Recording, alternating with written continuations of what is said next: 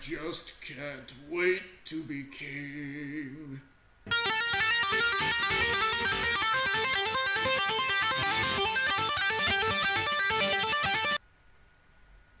Hey guys, Toshiho Rai here, and today I'm doing my very first Dragon Ball What If scenario video. And for my first video, I really wanted to basically take on a certain scenario that I've been thinking about the last couple of times I've watched Dragon Ball. Now I'm talking about specifically the King Piccolo saga, about what if King Piccolo won against Goku in his battle at King Castle. Alright, let's get into it. Okay, so everything leading up to the King Piccolo saga is exactly the same. Goku meets Bulma, they have a few adventures, they stop Emperor Pilaf, come second in a couple of tournaments, and defeat the Red Ribbon Army. All that is exactly the same, but now we get to the King Piccolo saga and Krillin has just been killed by Tambourine. Goku has run off to avenge Krillin, where he meets Yajirobe, and both of them together take down Symbol and Tambourine. Piccolo has, of course, sensed the demise of his children, just like he does in the anime. He comes by, he has his first fight with Goku. That ends exactly the same, leading up to Goku barely being alive, but just able to make it back to Korin's tower with the help of Yajirobe. So, and of course, Goku drinks the sacred water. And in the meantime, Piccolo has managed to kill Chaozu, kill Roshi, and of course, regain his youth and destroy the Eternal Dragon. And has conquered King's Castle. Now, meanwhile Goku of course has talked to Korin and he's tasted the Ultra Divine Water, and while that's happening, Piccolo is making plans to leave King's Castle in order to destroy Sector 28, which of course includes West City, where Bulma's parents live. And just like in the anime, he is interrupted by Tien Shinhan, who tries to imprison King Piccolo in the jar, just like in the anime. And just like in the anime, he fails miserably. It's sad. Yeah.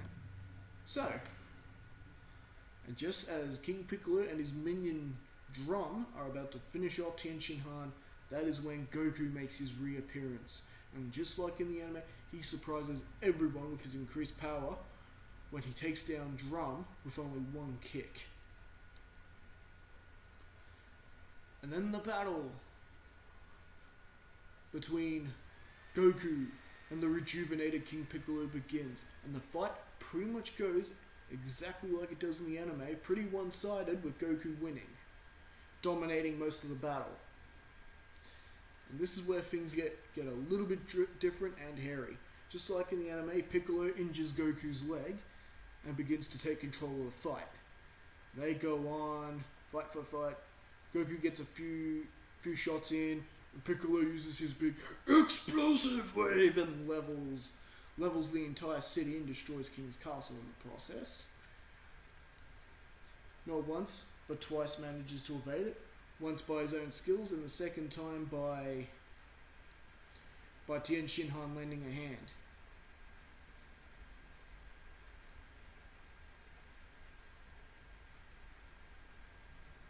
And then, just like in the anime, Piccolo realizes he's about to be defeated. And just like in the anime, he takes Tien Shinhan hostage, holding him by the head. Exactly like in the anime. And he starts, throwing those stones and injuring all of Goku's limbs, leading up to the conclusion of the fight. But this time, King Piccolo actually gets all the limbs. This time, Goku doesn't have one free hand to deal the final blow and defeat him this time. So this time, Goku is defenseless, and Tien Shinhan is also a little worse for wear. He doesn't have the strength to save his friend. So Piccolo, he takes to the sky, he flies up, I'm gonna crush you, you runt! Ugh! And he basically defeats and kills Goku. Pretty dark thing to say, really. So yes, Goku is no more. He has been defeated. Just like Roshi, just like Chaozu. And Piccolo's all happy to celebrate. I killed him! I killed him! The greatest threat to my reign is gone! And of course, he hasn't forgotten about Tien Shinhan. Piccolo then goes down, and he is about to finish off Tien Shinhan. Make an example of Tien Shinhan, just like he was going to do before Goku arrived. And just like that, King Piccolo is looking over Tien. He's about to finish him off. But Tien is just has enough strength to get to his feet and pulls off a solar flare. He hits King Piccolo with a solar flare, blinding him. That gives Tien Shinhan enough time to quickly grab Goku's body and get the hell out of there. So there he is. He is running. He's not able to get very far because of his weakened condition, but that is when Yajirobe pulls up, and they both get into Tien carrying Goku's body. They get into the Yajirobe's car and they speed away. During which they encounter Bulma, Yamcha, and Launch, who have landed. They're getting ready to join the fight. But Tien and Yajirobe have basically just went, nah, get on that plane, get out of here. Goku has been defeated. We're better off getting out of here. So Yamcha, with a bit of resistance, ultimately agrees, and they go back to Kame House. And just like King Piccolo promised, he goes off to Sector 28 and completely obliterates it. Unfortunately for Bulma's parents, they don't get out in time. You know, all that packing and his mum, Bulma's mum, obsessing over the cats and plants. It's sad. So Bulma's pretty upset, and not to mention they're also mourning the loss of Goku, because now they know for sure that Goku is actually dead. So, within the next few months, Tien and Yamcha are at Kami's house resting and recuperating, while Piccolo is beginning his reign of terror again, recreating the legion he had back when he was opposed by Master Muay Thai Ito and his students, which of course young Master Crane and young Master Roshi. So he's basically rebuilt his legion, and the entire human race is running away in terror at this point. And King Piccolo has built his own little palace right where King's Castle used to stand. Of course, it is called Piccolo's Tower. This is how I designed it, how I reckon it might have looked like. I reckon that looks pretty cool. Anyway, so the 2 months have now finished. Tien and Yamcha have now healed, and they make Yajirobe take him to Korin's tower, where they then encounter the cat, and they go through the training to get the sacred water, which of course increases their strength exponentially. Yajirobe of course filled him in on the ultra divine water, but when Tien asked about it, Korin basically said it wasn't a good idea, because you got to keep in mind, Yamcha and Tien are the only warriors left who could pose a threat to King Piccolo. He's not going to risk their lives making them take the ultra divine water. It worked on Goku, but Korin is well aware that Goku was in no way an ordinary kid. He was way beyond human limitations, Goku. Of course, being what Goku actually is, that's not surprising. But considering that everyone else who has ever tasted it, the Ultra Divine Water, has ended up dead, there's no way Korin is going to risk their lives at this point. So, Tien's a bit irritated at this, and they leave the tower, where Yamcha and Tien basically continue their training for another year. For another couple of years, they continue their training.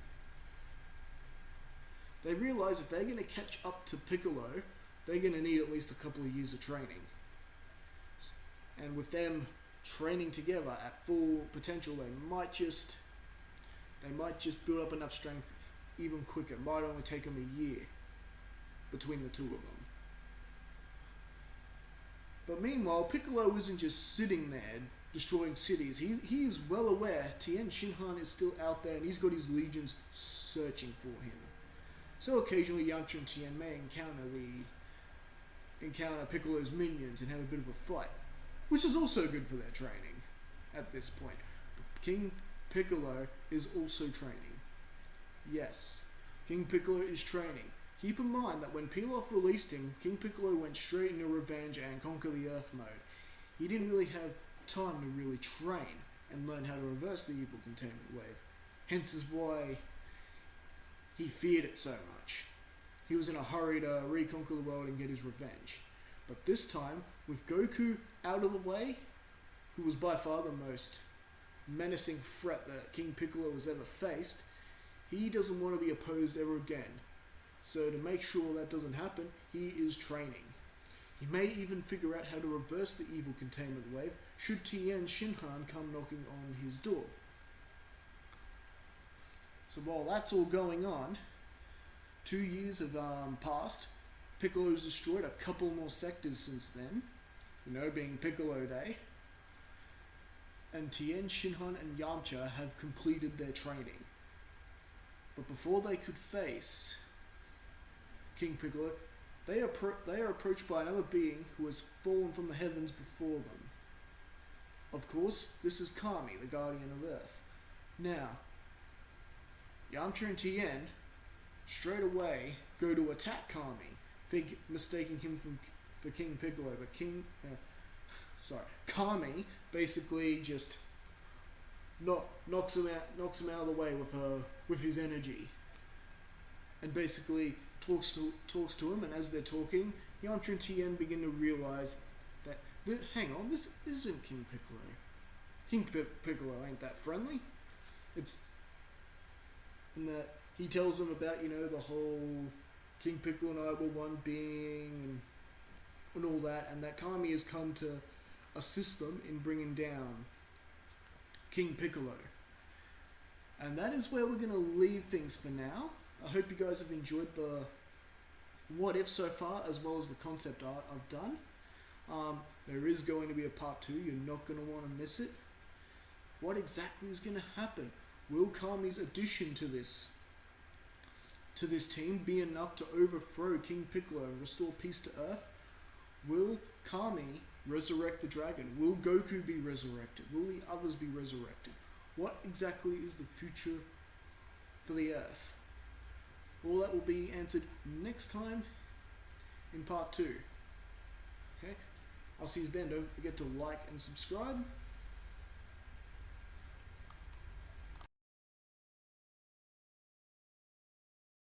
Hey, Kakarot's having one of his tantrums again.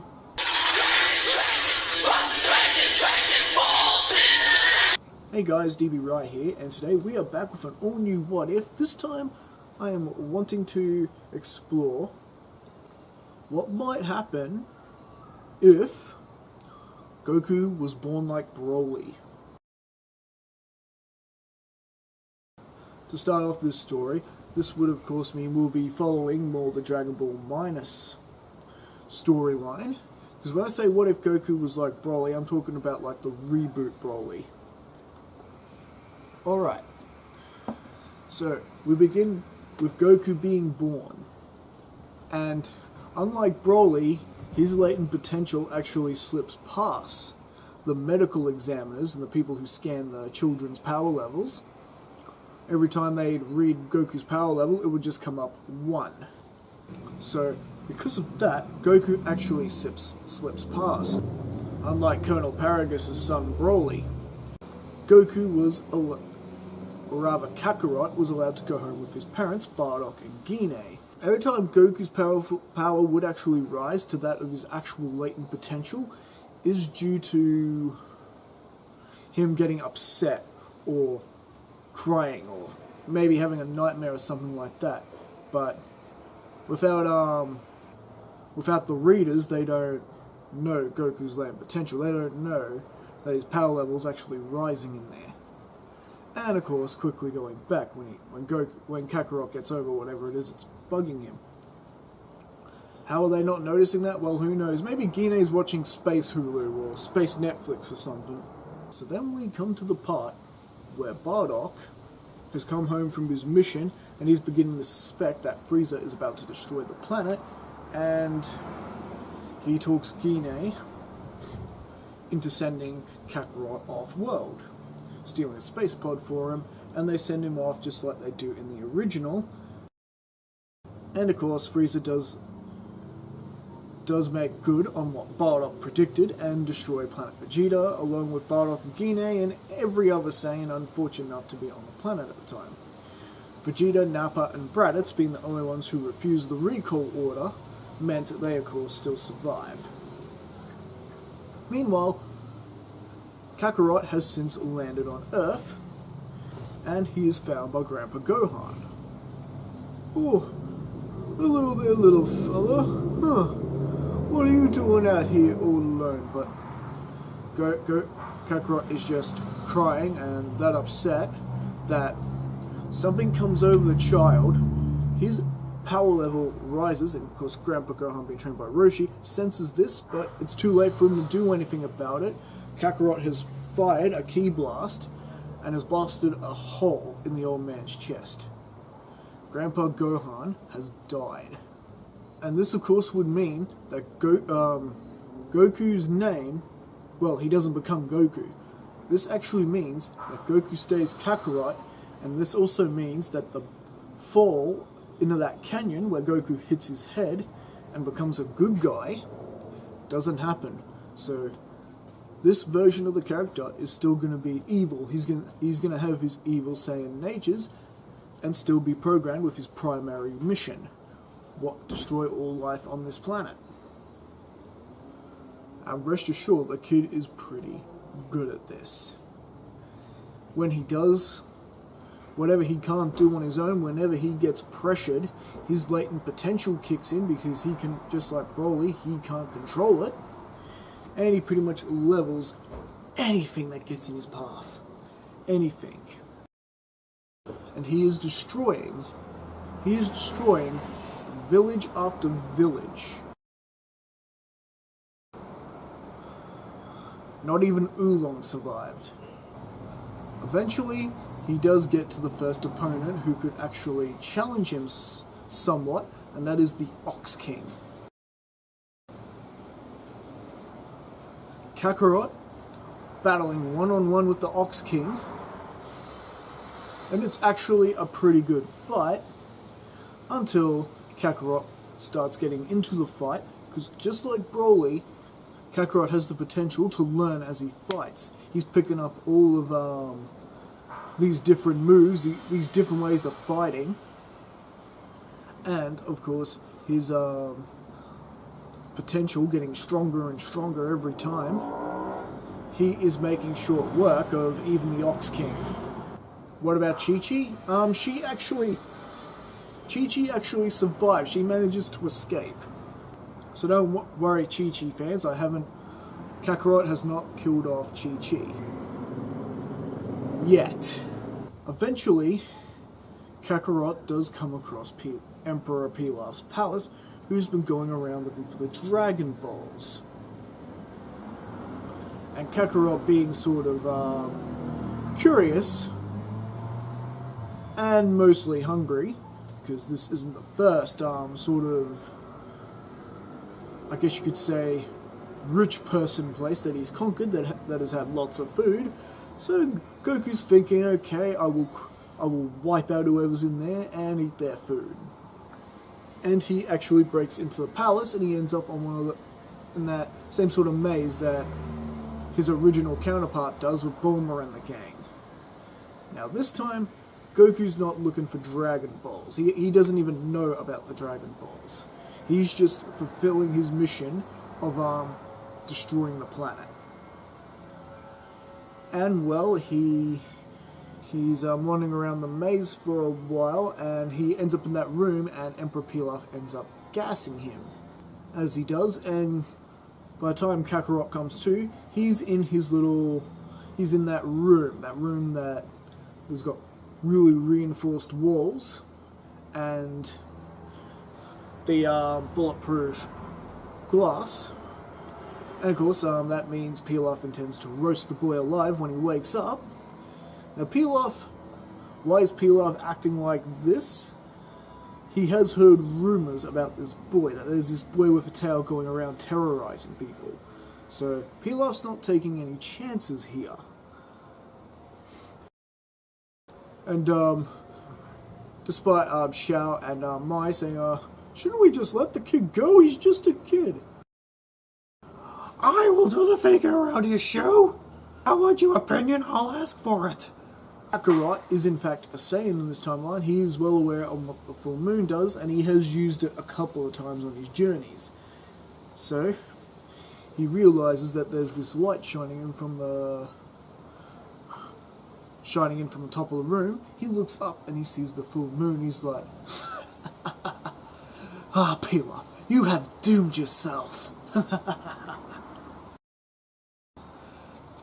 And he transforms into the Great Ape transformation, and just like Broly, when he used to transform in Great Ape, Goku would lose all sense of himself and would be really tremendously overpowered. He doesn't only completely wreck Pilaf's castle, he's wrecking everything in sight. Which, mind you, Pilaf's palace is not really much there, but he's definitely scarring up the land. As for Pilaf, Shu, and Mai, do they escape? Yes, they actually do. They do try to combat the beast, but they get knocked out of the sky, much like they do in the original, and they ultimately end up surviving. And by the next day, the full moon's over, and Kakarot changes back into his normal form. Now, you're probably wondering what he's wearing. Well, not being raised by Grandpa Gohan, Goku is still wearing his Saiyan armor that he has in Dragon Ball Minus. So don't worry, we don't got a naked Kakarot running around. We got Kakarot in Saiyan armor in his Great Ape form. You know, this boy is a true Saiyan. So that's all over. The full moon's done the next day, and Goku is eating himself to sleep, helping himself to Emperor Pilaf's food. Surprisingly, Kakarot missed the kitchen, going on his little rampage. And of course, if he was still hungry, there was plenty of Shu's hounds that he could eat. With that, Goku would pretty much... I forget to say Kakarot. Kakarot would then just keep moving along his way, pretty much wiping out anything he sees coming. And with his power, he could actually do this relatively quickly, but Kakarot's kind of enjoying taking his time. Yeah, for a Saiyan, even though he is completing his mission and he's completely evil, not to mention he's also crazy with power, he is taking his time with it. No rush. You know, where's the fun of ending it quickly? A few months pass, and he's just sort of still wandering around. He actually runs into these villagers who are being terrorized by a very familiar cat-looking creature we know from Dragon Ball. You know, the one who tries to eat Turtle? Yeah, this guy is causing trouble for a nearby village, and Kakarot appears before this monster. Oh, you think you're really strong? Let's see how strong you really are. Yeah, right, kid. I could crush you into dust, you little pipsqueak. And, needless to say, our big giant cat-like creature tries, and he is pretty much taken down and killed by Kakarot with one strike.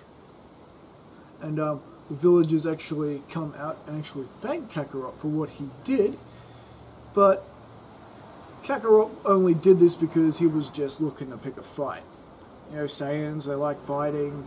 This guy showing off like he's actually strong. You know, Kakarot's more than happy to put a pretender in his place. I didn't do this to help you. Well, we got our thanks. Anyway, is there anything we can do for you? And Kakarot's stomach starts grumbling. Well, I haven't eaten for a few days. And the village are more than happy to provide him with a bit of a spread. And Goku then, Kakarot then finishes that up, and he actually decides to spare this village because they actually had some pretty decent food. Perhaps he'll come back again and have another helping. Why not? Maybe he'll leave this village till last to destroy. And someone pipes up is going, "Hey, you gonna enter the World Martial Arts Tournament coming up?" The World what now? World Martial Arts Tournament. It's where the best fighters challenge each other to see who's best. I reckon you'd do well in that. Well, it's not like I have anything better to do. Where might I find this World Martial Arts Tournament? And they tell him exactly where to go on the whereabouts on the island to go.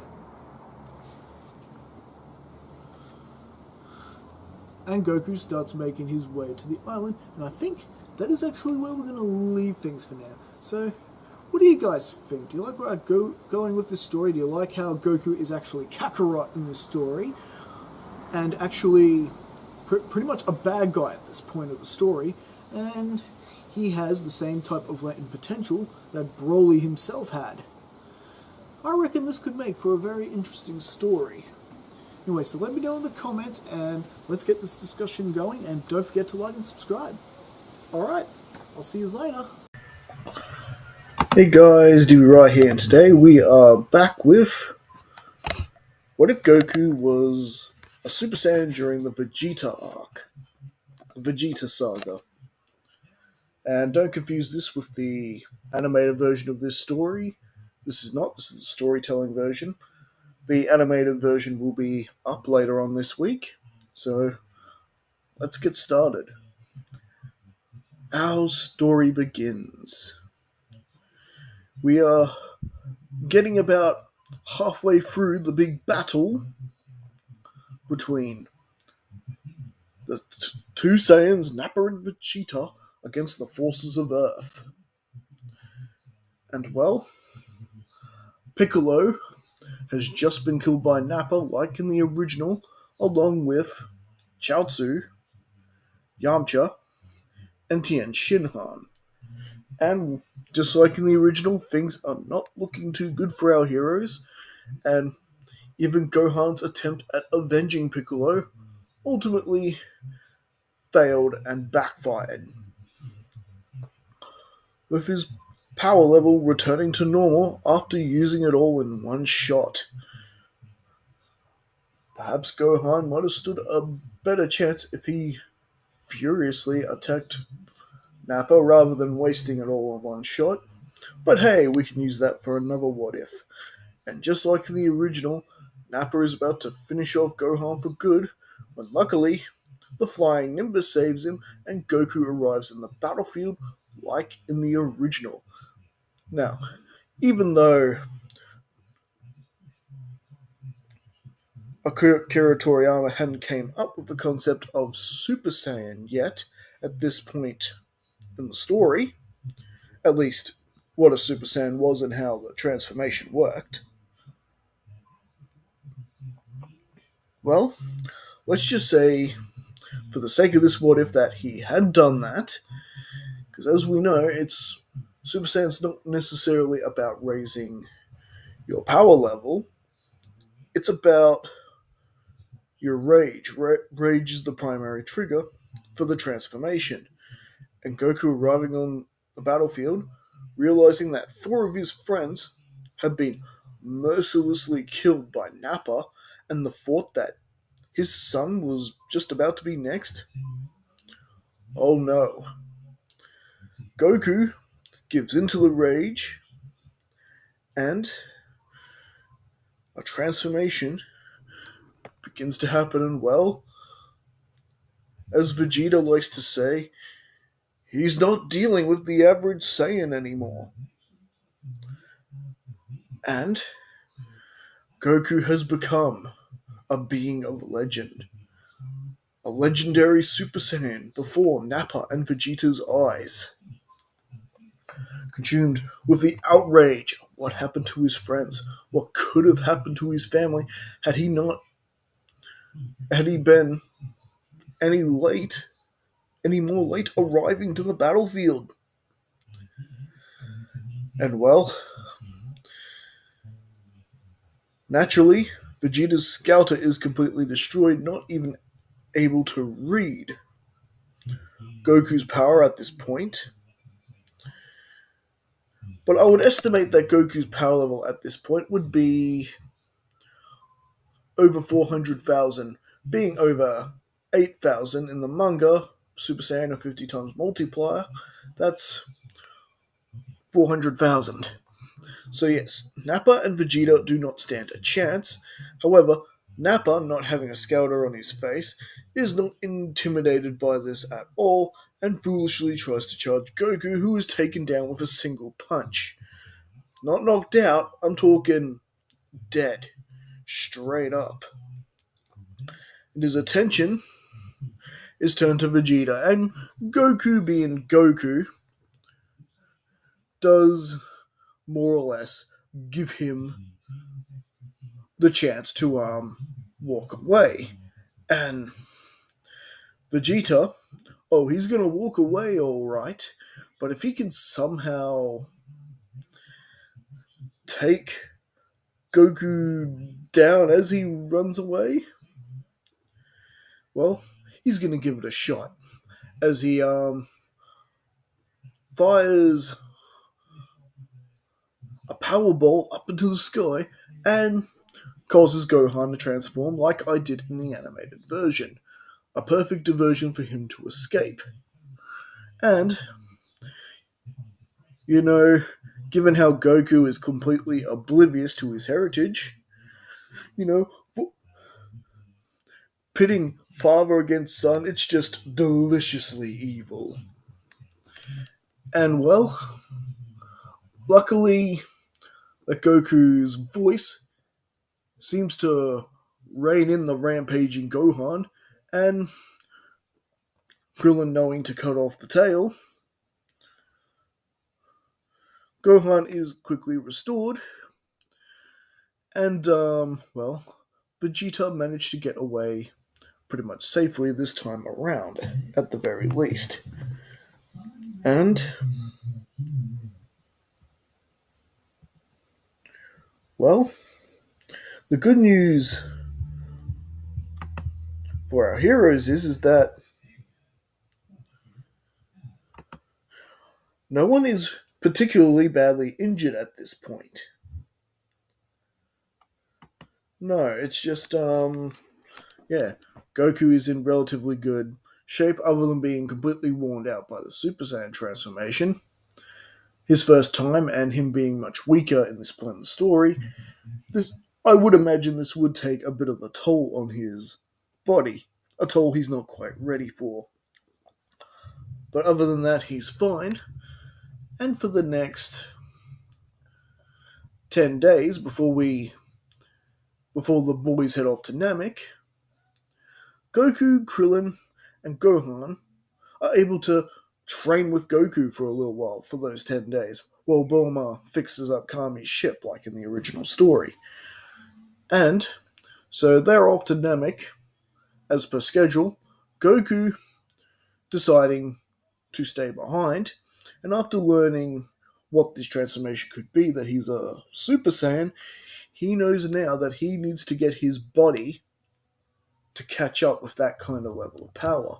So Goku is training harder than ever, harder than what he does in this part of the story. In fact, Dr. Briefs isn't only building Goku a spaceship in case he's got to go to Namek, he's also building him a grav chamber he can use on Earth in the meantime, which, compared to building a whole ship, was easy part. So pretty much, Goku's got let's say 2 weeks in a grav chamber before he's even going to be asked to go to Namek.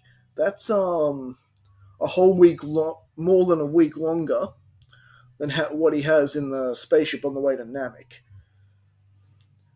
But since he's got time on his side, he can take the training a lot slower. Which essentially he does. He pretty much has himself on 50 times Earth gravity by the time he gets the phone call to go to Namek. But we're getting a little bit ahead of ourselves here. So let's rewind a little bit and let's bring us to Namek. There's no fake planet Namek. And let's go back a day before Gohan and Bulma's arrival on Namek. Now, this is where things begin to differ a little bit, because Vegeta, because he didn't need to use the healing chamber this time around, he ends up on planet Namek a whole 24 hours early.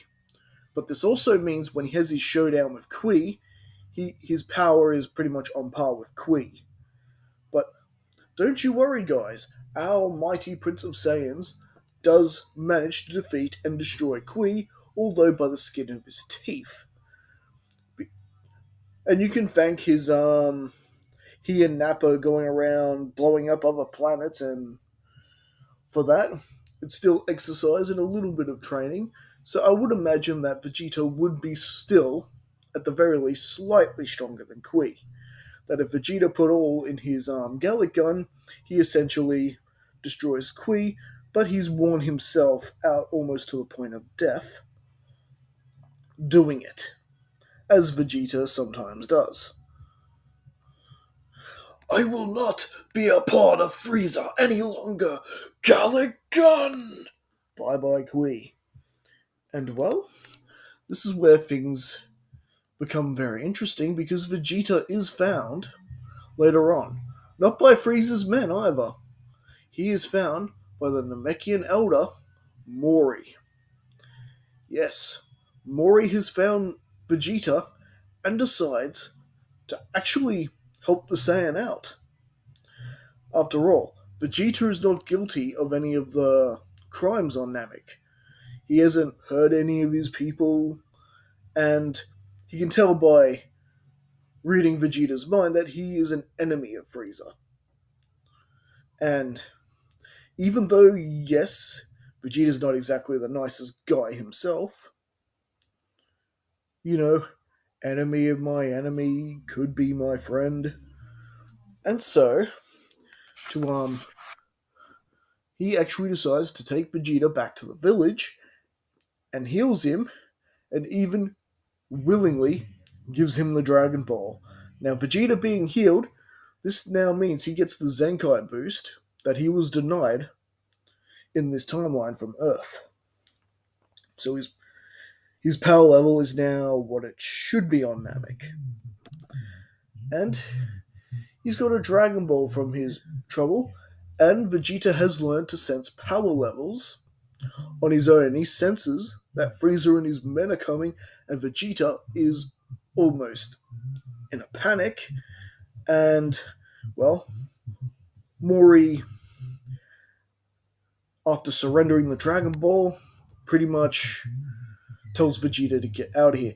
Vegeta cannot quite understand why this Namekian is being so helpful. And, well,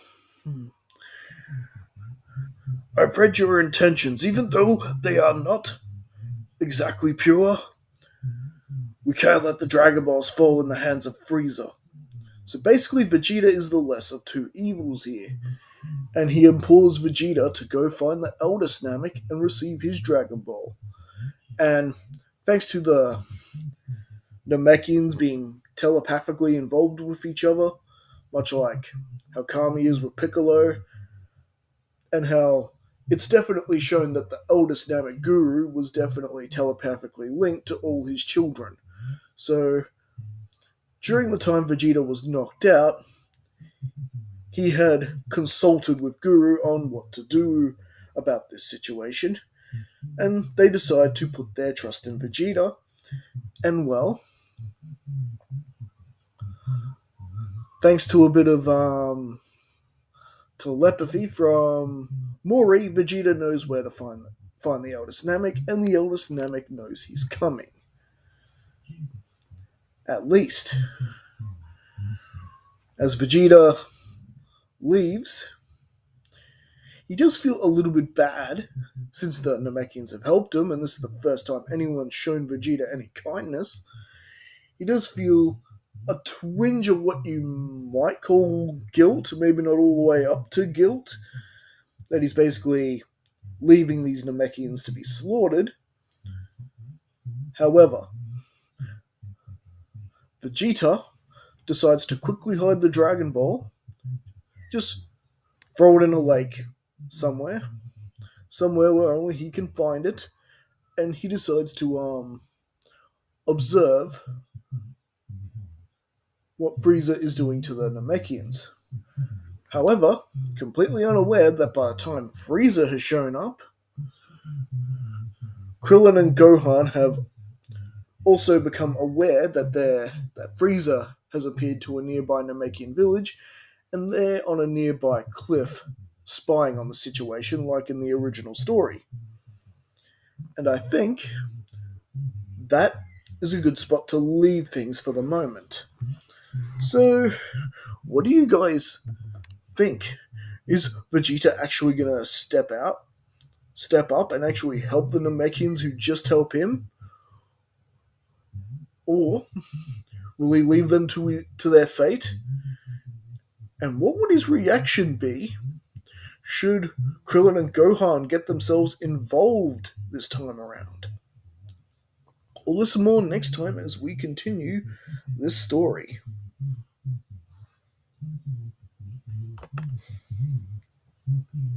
Hey guys, DB right here, and today I am starting the first ever crossover What If with this channel. Still Dragon Ball themed, but of course we're going to throw in a little something else to basically just have fun with. Basically, I know you guys have been requesting me to do some crossover what ifs, but I'm going to start with one that I came up with myself. So, here it goes. What if Sailor Moon was in Dragon Ball Z? What if somehow, some way, she and her band of Sailor Guardians ended up in the Dragon Ball Z universe? Well, let's find out how that would happen exactly. Our story starts off at the beginning of the finale of Season 3 of the classic Sailor Moon anime. The one from the 90s. They're having their... Sailor Moon has just transformed into Super Sailor Moon and is battling side by side with Sailor Saturn in order to vanquish Pharaoh 90, the leader of the Death Busters, the antagonist from Season 3. And much like in the anime, it pretty much goes just like it does in the original, except Pharaoh 90 pulled off one last trick. Before being vanquished completely, he used the last of its power to open up a rift between time and space. Sailor Moon, Sailor Saturn, and the rest of the Sailor Guardians were all sucked into it and have awakened in this strange world. It is Earth. Their powers are indeed responding, but it's somehow not their Earth. It's looks to be, I don't know how you would describe it. Like, friendlier? Happier? Childish? there are beastmen running around and things like that. Now, just to be clear, we're at the beginning of Z here. So right now, Raditz has had his little reunion with Goku, and he and Piccolo are just about to chase Raditz down and have their showdown with Raditz. The Sailor Guardians quickly pick up on this energy, the energy that Raditz is letting out, and it's definitely an evil energy. Not as evil as, Pharaoh 90's energy, the monster they were just facing, but perhaps someone from the Deathbusters had managed to follow them to this strange place. So, they decide they're going to go off and investigate.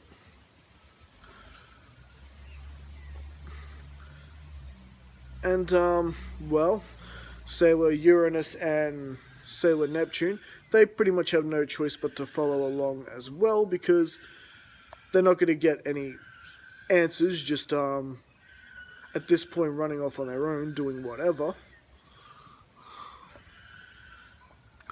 Perhaps by beating this enemy, they'll be able to find their way back home. Not likely, I mean, this is Raditz we're talking about. And, well, thanks to the abilities of Sailor Teleport, they arrive just a little distance away from Raditz, Goku, and Piccolo, who are in the middle of their fight, and they decide to observe what's going on here. That dark energy is coming from that big one with the tail. I don't think he's a Deathbuster, though, but he's definitely cruel. At this point, Raditz has Goku on the ground and is stomping away at him. And, well, this is where, basically where Gohan's about to jump out of the space pod and do some damage to Raditz. And, thanks to, Mercury and her visor, she's, pretty much got the full story here. There's a little kid trapped in the space pod, and that basically Goku and Piccolo are here to retrieve the kid. So they decide they're going to get involved, but they will pick their moment. Of course, no one was expecting this. Gohan jumping out of the space pod, destroying Raditz's space pod, and flying into him and causing a lot of damage to Raditz in the process. Raditz, who hasn't seemed to really pick up on the fact that the Sailor Guardians are even there at this point. Just because, the Sailor Guardians aren't as experienced with ki as, I suppose, the Warriors of Dragon Ball Z are. Whether or not their powers work on a ki principle like Dragon Ball Z, which I don't think they do, I think it's more elements. But I suppose there'd probably be some ki involved with them using their abilities and such. I mean, they do get tired after they use them, after all. So, yeah. But they're not using their powers at the moment, so, yeah, the Scouter wouldn't detect them. But Mercury has determined that it's thanks to that Scouter that Raditz is able to pick up where Piccolo and Goku are during the battle. So, this is when she decides to basically spring into action. Bubble spray! Causing a invisible mist, where then Sailor Venus fires her Venus, love me chain, knocking the Scouter out of Raditz's head and face. So now Raditz can't tell where anyone is, and suddenly Raditz is taking these different attacks from all over the place, and he's not picking up where they're coming from, and Goku and Piccolo are as a loss, but Piccolo is, just continuing his concentration, powering up the second special beam cannon. I don't know who's meddling in my affairs, but whatever works. I need the time to charge my energy. Hopefully they can buy us a little more time, whoever they are. And, with the smoke's clear and Raditz's, barely on his knee, barely able to stand, much less basically defend himself. The Sailor Guardians burst into action and we get their whole speech. We are the pretty guardians who fight for justice, and in the name of the moon, we'll punish you. Come on, you gotta have the catchphrases, come on, that's half the fun. And everyone is basically ready for battle, and Goku and Piccolo, they're just a loss. And Raditz is sort of thinking they kind of remind him of the Ginyu Force with those poses. You're telling me I'm getting my butt whooped by a bunch of girls? Nappa and Vegeta are finding this hilarious, by the way, listening in on the scouter. It may have been knocked from Raditz's head, but still close enough they can still hear what's going on. And, no, me, the mighty Raditz, will not allow this. He, attempts to, charge at the Sailor Guardians, who are able to get out of his way, and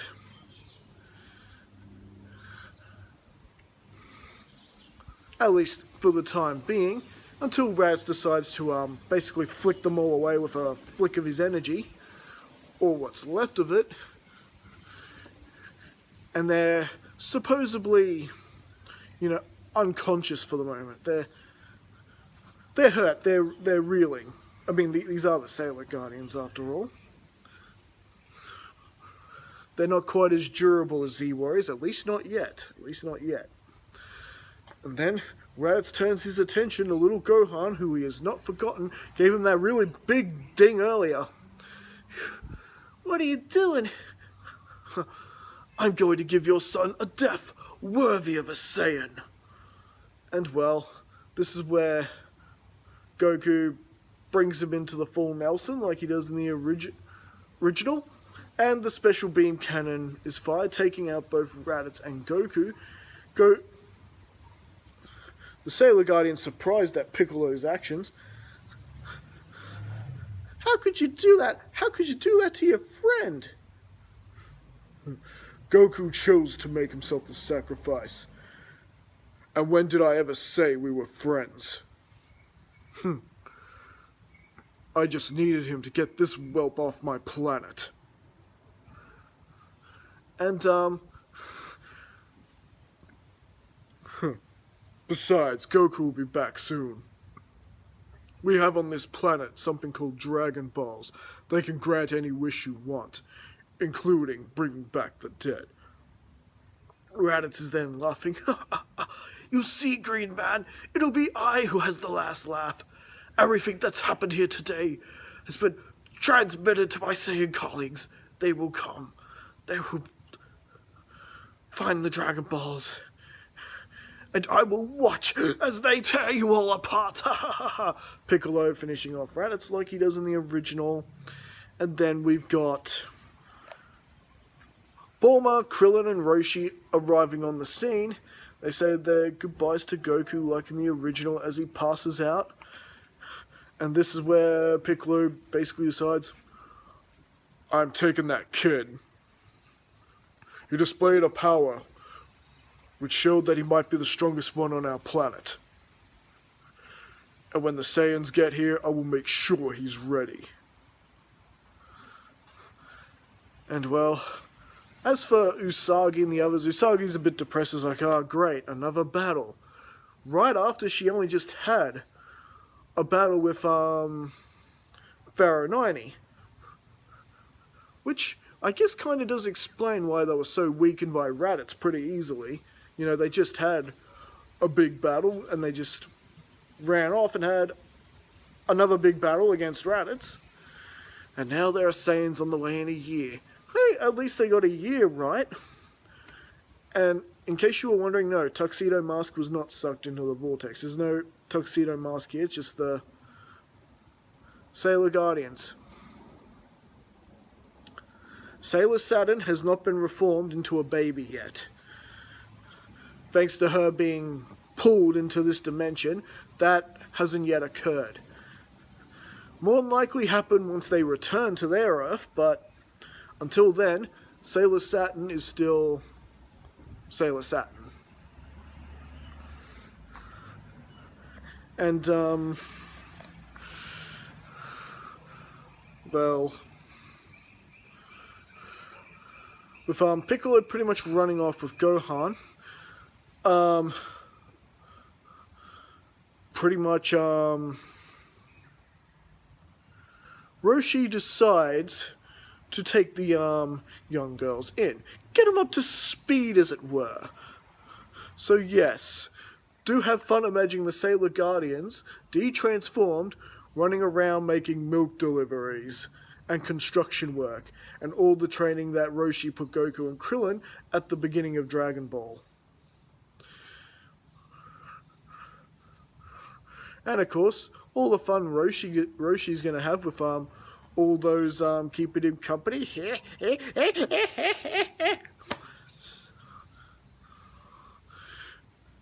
Of course, this creeps the girls out significantly, but Bulma has made it clear, "Oh no you don't, old man. I'm going to be keeping an eye on you the entire time.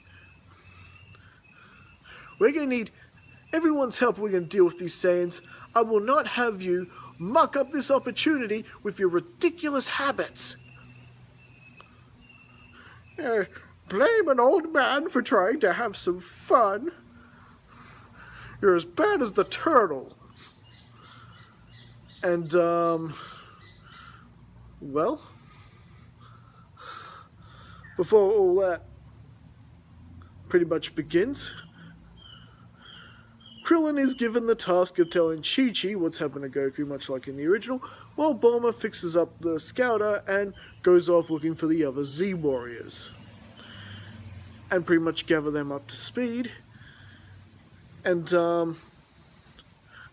well, Goku's running off to Snake Way, much like he does in the original, and, the Sailor Guardians have begun their grueling conditioning training under the watchful eyes of Master Roshi, who actually is taking this job seriously, after sensing the potential the Sailor Guardians have.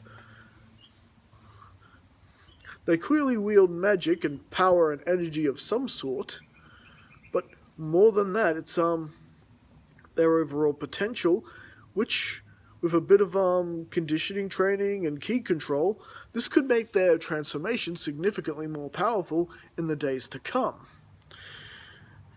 And well, everyone's sort of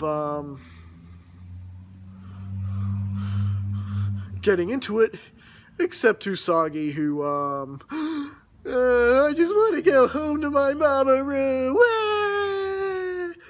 As we know, it's not Sailor Moon if Usagi doesn't cry at least once every episode. But I would say in the end they do begin getting used to it. Except Usagi is a bit upset that they're still doing schoolwork. You know, Roshi always has Goku and Krillin hit the books.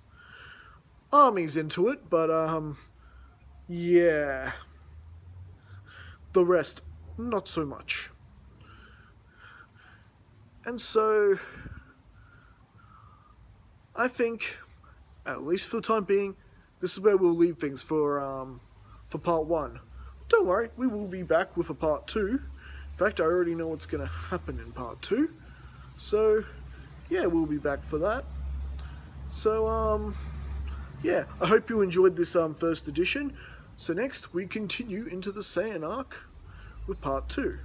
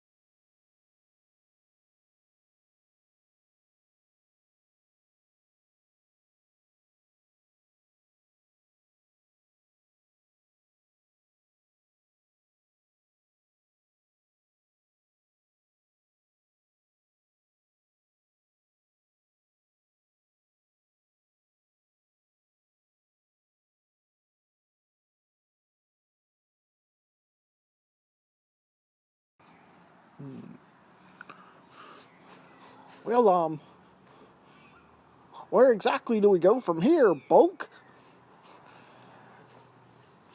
Keep it down, Skull, I'm thinking. Hey guys, DB RYATHON here, and today I'm here with a what if that was actually requested on this channel, but I will admit I was given some thought of doing this what if myself anyway, but now that I've got some confirmation from you guys that you actually want this what if, guess what, we're getting it. This is, what if Bulk and Skull remembered the identities of the Power Rangers? And well, our story takes place during the events of the episode When is a Ranger Not a Ranger? That is the episode where Lord Zed made a monster from Adam's kaleidoscope, transforming it into the brain-scattered monster, and essentially all the Power Rangers ended up losing their memories. And just like in the original, it was up to Bulk and Skull to save them. The unlikely heroes rescue them exactly like they do in the original episode, throwing those prisms into the air. But rather than the blast deflecting off those crystallized prisms and just hitting the Rangers, the beams also revert and hit Bulk and Skull too, leaving their memories intact, as well as the Power Rangers having their memories fully restored, and then the Rangers are able to defeat and destroy the monster, just like in the original story. And Bulk and Skull are, of course, tend to make sure they're okay, and well, it is essentially confirmed that Bulk and Skull remember who the Rangers are. I can't believe you dweebs are actually the Power Rangers. And yeah, and we're the whole time. What's that about? And well, they figure, well, they better get him to the command center so the big man can explain. By big man, I mean Zordon. So Bulk and Skull are brought before the command center, and, well, they were considering, wiping Bulk and Skull's memories. However, after what they had just went through to save the Power Rangers, Tommy basically speaks up. Yep, Tommy of all people speaks up and basically tells Zordon that, you know, they kind of owe them for saving their lives, and you know, it's Bulk and Skull's word against theirs. Who's really gonna believe them, even if they do say, oh, Rocky, Tommy, and Kimberly, Billy, Aisha, and Adam, they're the Power Rangers. Let's face it, no one would take them seriously. And this has Bulk and Skull sort of looking at the Rangers funny, like, what? You don't think anyone will believe us? That kind of look. But with that, also, Bulk and Skull, while sort of processing this, they have pretty much decided they're not going to expose their identities anymore. After all, like, sure, Bulk and Skull, they do act selfishly sometimes, but they're not bad people. Bulk and Skull aren't bad people. I mean, they risk their necks to save them, and, you know, the fact that they saved the Power Rangers, that's something no one can take from them.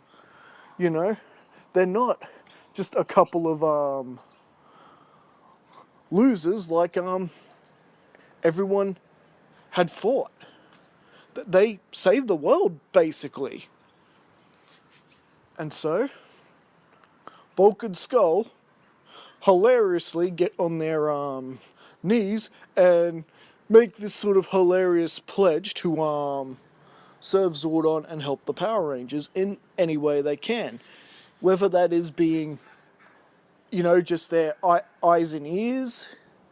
Because let's face it, a lot of times Bulk and Skull tend to run into the monsters before the Rangers do.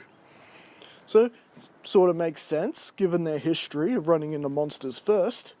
And, well, Zordon basically agrees with this, and both Bulk and Skull get their own communicators and teleporters to the command center. Of course, they don't get their own custom color like the Rangers do. They just have two, like the normal teleporting color, which I think is essentially white. So, essentially with that, now don't think for 1 second that this changes Bulk and Skull's comic relief and their idiocy in any way. No, it just means it's going to be taken in a new direction. Like, you know how even after all the Brain Scatter episode, how they spent all that time and resources in trying to catch Power Rangers, it's now used in them trying to detect when monsters are trying to get through, or a putty patrol attack is imminent, and things like that, which leads to more of Bulk and Skull's hilarious inventions, including running around with another one of those sort of devices they had that sort of look like metal detectors. They're trying to look for energy based on Putty's energy signature. It doesn't work. They thought, just when Bulk thinks he's getting a detection on some strong energy, it turns out to be some sort of metal chain that Skull is carrying. Skull, you idiot! I said no metal! Oh, I'm well, sorry there, Bulk! And well, this is when a monster appears. Now, this is a monster we haven't seen in the Mighty Morphin timeline. Oh, DB Rye, are you inserting your own monsters? Well, I guess yeah, kind of, because now that events are shifting differently, we could see a whole different group of monsters that we didn't see in the original timeline. And this monster is a particularly nasty one. Basically, you stare into its eyes, basically, if you are a normal person, it would pretty much instantly destroy you. And with Bulk and Skull instantly running into this monster, they pretty much run and get as far away as possible, and spread the word to the Rangers. And, well, as the Rangers appear, they are battling with a group of putties. Now, meanwhile, Bulk and Skull are, well, they're at Bulk's garage, and Bulk is, working on something. He's, ever since finding out who the Power Rangers were and pledging their loyalty to Zordon and the Rangers, they, been working on something on the side. Battle armor and weapons. Remember, Bulk and Skull aren't complete idiots. In fact, some of the things they come up with, their own crazy inventions and stuff, it's quite, you gotta appreciate the imagination, at least, even though most of them don't work. And this is no exception, because the armor's pretty much, whatever scrap metal they found at the junkyard, same as, Bulk with his own sword, and, Skull with his own sort of modified pea shooter.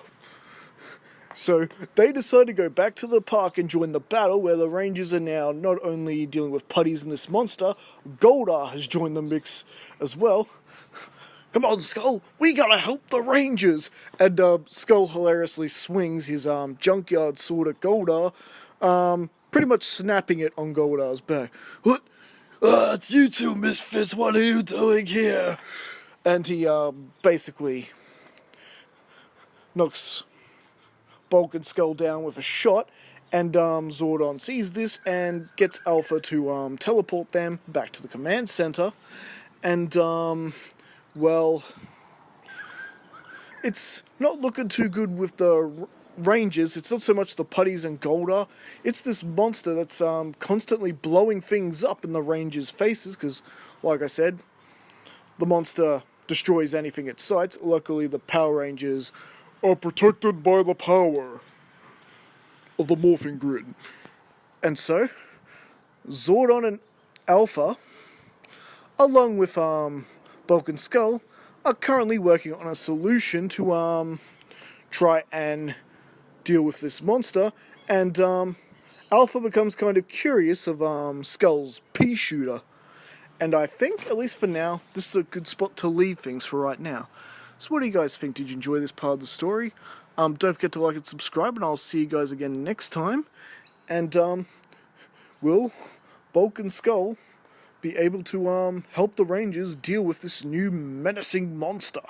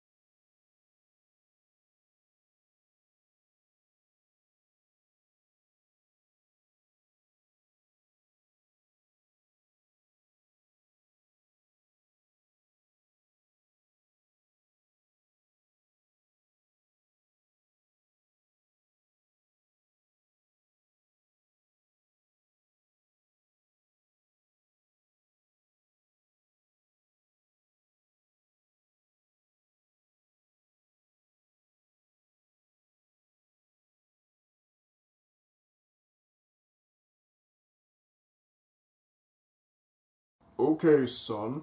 Be a good boy, brush your teeth, and please conquer the planet for Daddy. That's a good lad.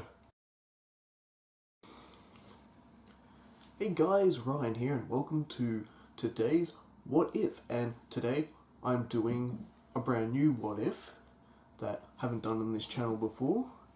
And I think this one will be pretty interesting as well as pretty comedic in some ways. And that is, what if Cell Jr. turned good? What? Cell Jr. turned good? Didn't Gohan destroy all those? Well, I take you back towards the end of the Cell games. We have the final beam struggle between Cell and Gohan.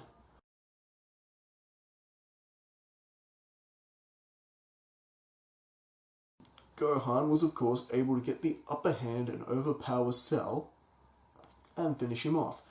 And he does finish him off per normal, as in the anime, but with a slight difference. Cell, realizing the end is near, he comes up with a quick plan, a little something he was able to come up with thanks to the Piccolo cells in his body. Cell does a King Piccolo. He aims his tail up in the air and fires out one final Cell Jr.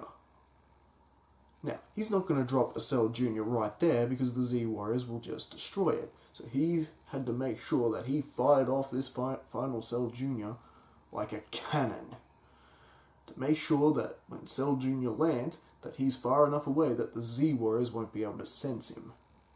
Where exactly does this Cell Jr. land? he ends up landing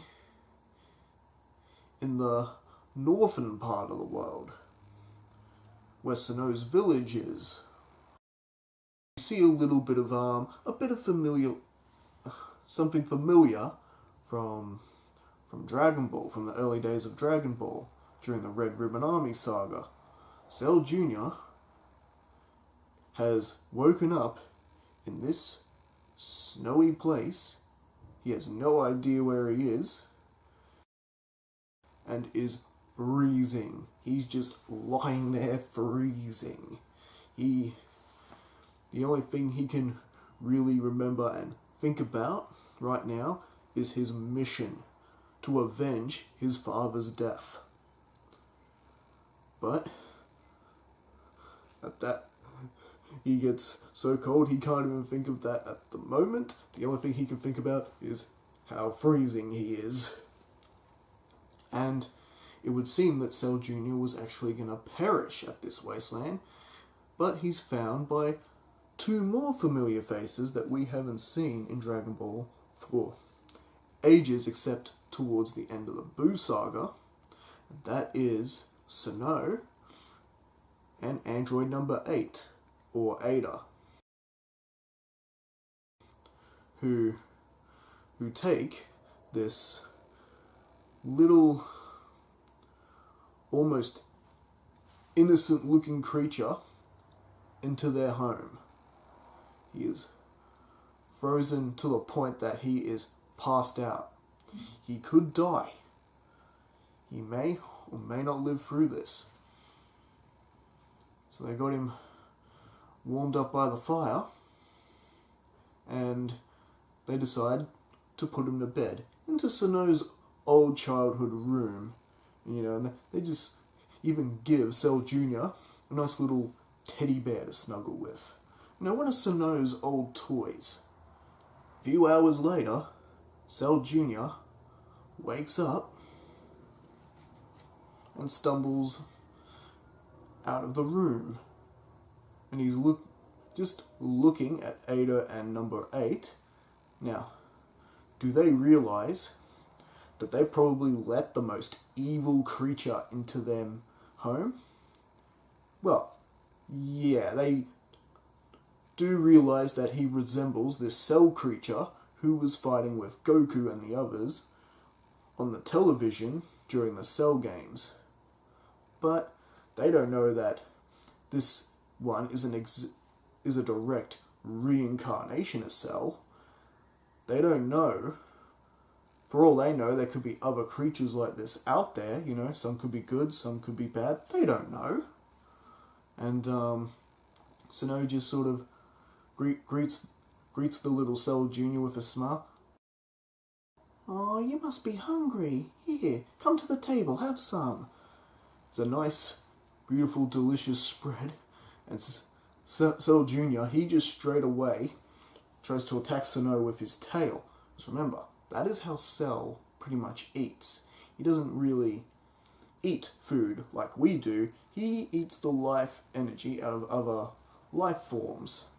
So we got a little bit of a comedic problem here. But does the tail attack hit or hurt Snow?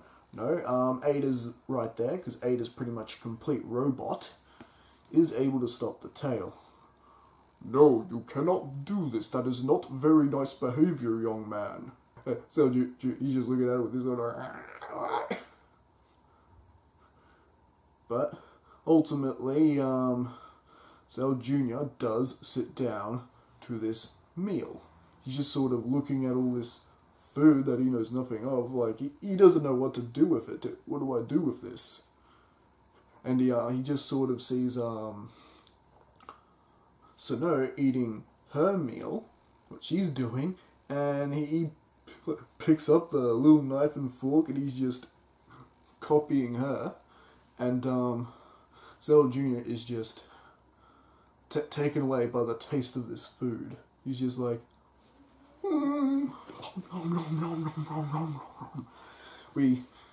a bit of the cells from Goku are showing, and he's just wolfing it down in that comedic fashion that Goku does when he eats. More food, please. He is enjoying this. There's already something different going on with this Cell Jr. because Cell Jr. originally would have most likely just destroyed these people and devoured the people and just moved on and, I don't know, try and take out Gohan while he sleeps or something. But this one little act of kindness has already begun to change the weird little bug man. A couple of days later, he's watching on the TV and Hercule, aka Mr. Satan, on TV having his little parade and going, ha ha ha ha, I am the best, I defeated Cell, ha ha ha ha, you know, taking all the credit for what Gohan did. And Cell Jr. is just, he's not impressed. Point his development, he doesn't really have the intelligence to say it, but he's just standing there like this. This guy's taking credit for what happened to my father, and he fires a death beam at the television, blowing it up, and the sparkles are dancing, and he's just sort of happily sitting there, clapping like a little child. Blowing up the TV amused him. You know, a bit of his freezer, bit from the freezer cells there, I think. Of course, Ada puts him in a timeout. Oh, young man, you cannot go around blowing up things and destroying TVs. Oh, it's going to take me all day to fix that thing. But Cell Jr. is just amused. Yeah, over time, the rest of the village do get glimpses of this Cell Jr. in their midst. But they're, for the most part, leaving him alone. They are scared of him, you know, the whole fear, what you don't understand sort of thing. But Cell's just sort of looking at them with that mischievous look on his face. And he's just sort of going about his thing. What is Cell Jr. doing exactly? He's training. He's training for his eventual showdown with Gohan. He needs to get strong enough to beat Gohan. He is as powerful as Cell was at the moment of his death, but Cell Jr. knows if he is actually going to avenge his father, and that's if he does, he's going to have to get stronger pretty quickly. And one of his training sessions, Cell Jr. suddenly collapses, and he's feeling weak. Now, why is he feeling weak? Because he hasn't drained any life energy. He's been told he cannot do this, and for some reason the influence of these nice people is actually getting to him. He doesn't really want to. At this point, the only evil intention he's really thinking at this point is avenging his father. And so with him feeling weak and just out of some crazy instinct, he launches his tail at a random direction, and by luck, it hits one of the trees. And he's draining the life energy from the trees. Yep, this Cell is plant-based. Cell is on the vegan diet. And, sure enough, the life energy from the few trees he's absorbing is actually putting some life back into him, and he's able to get back onto his feet. And one day, he just decides to fly off, because he's thinking, yeah, I'm strong enough, you know, I can just take out Gohan, and maybe his family, and be back in time for tea. And so, because remember, Cell can sense energy. Cell Jr., of course, also inherits this ability. He can sense energy. He knows exactly where Gohan is, and he's basically at home doing his daily chores. And Cell can sense the power difference. Cell Jr. is no match for Gohan at this point. So, Cell Jr. just basically sits there and continues to watch him for a while. And he does that for the next couple of years.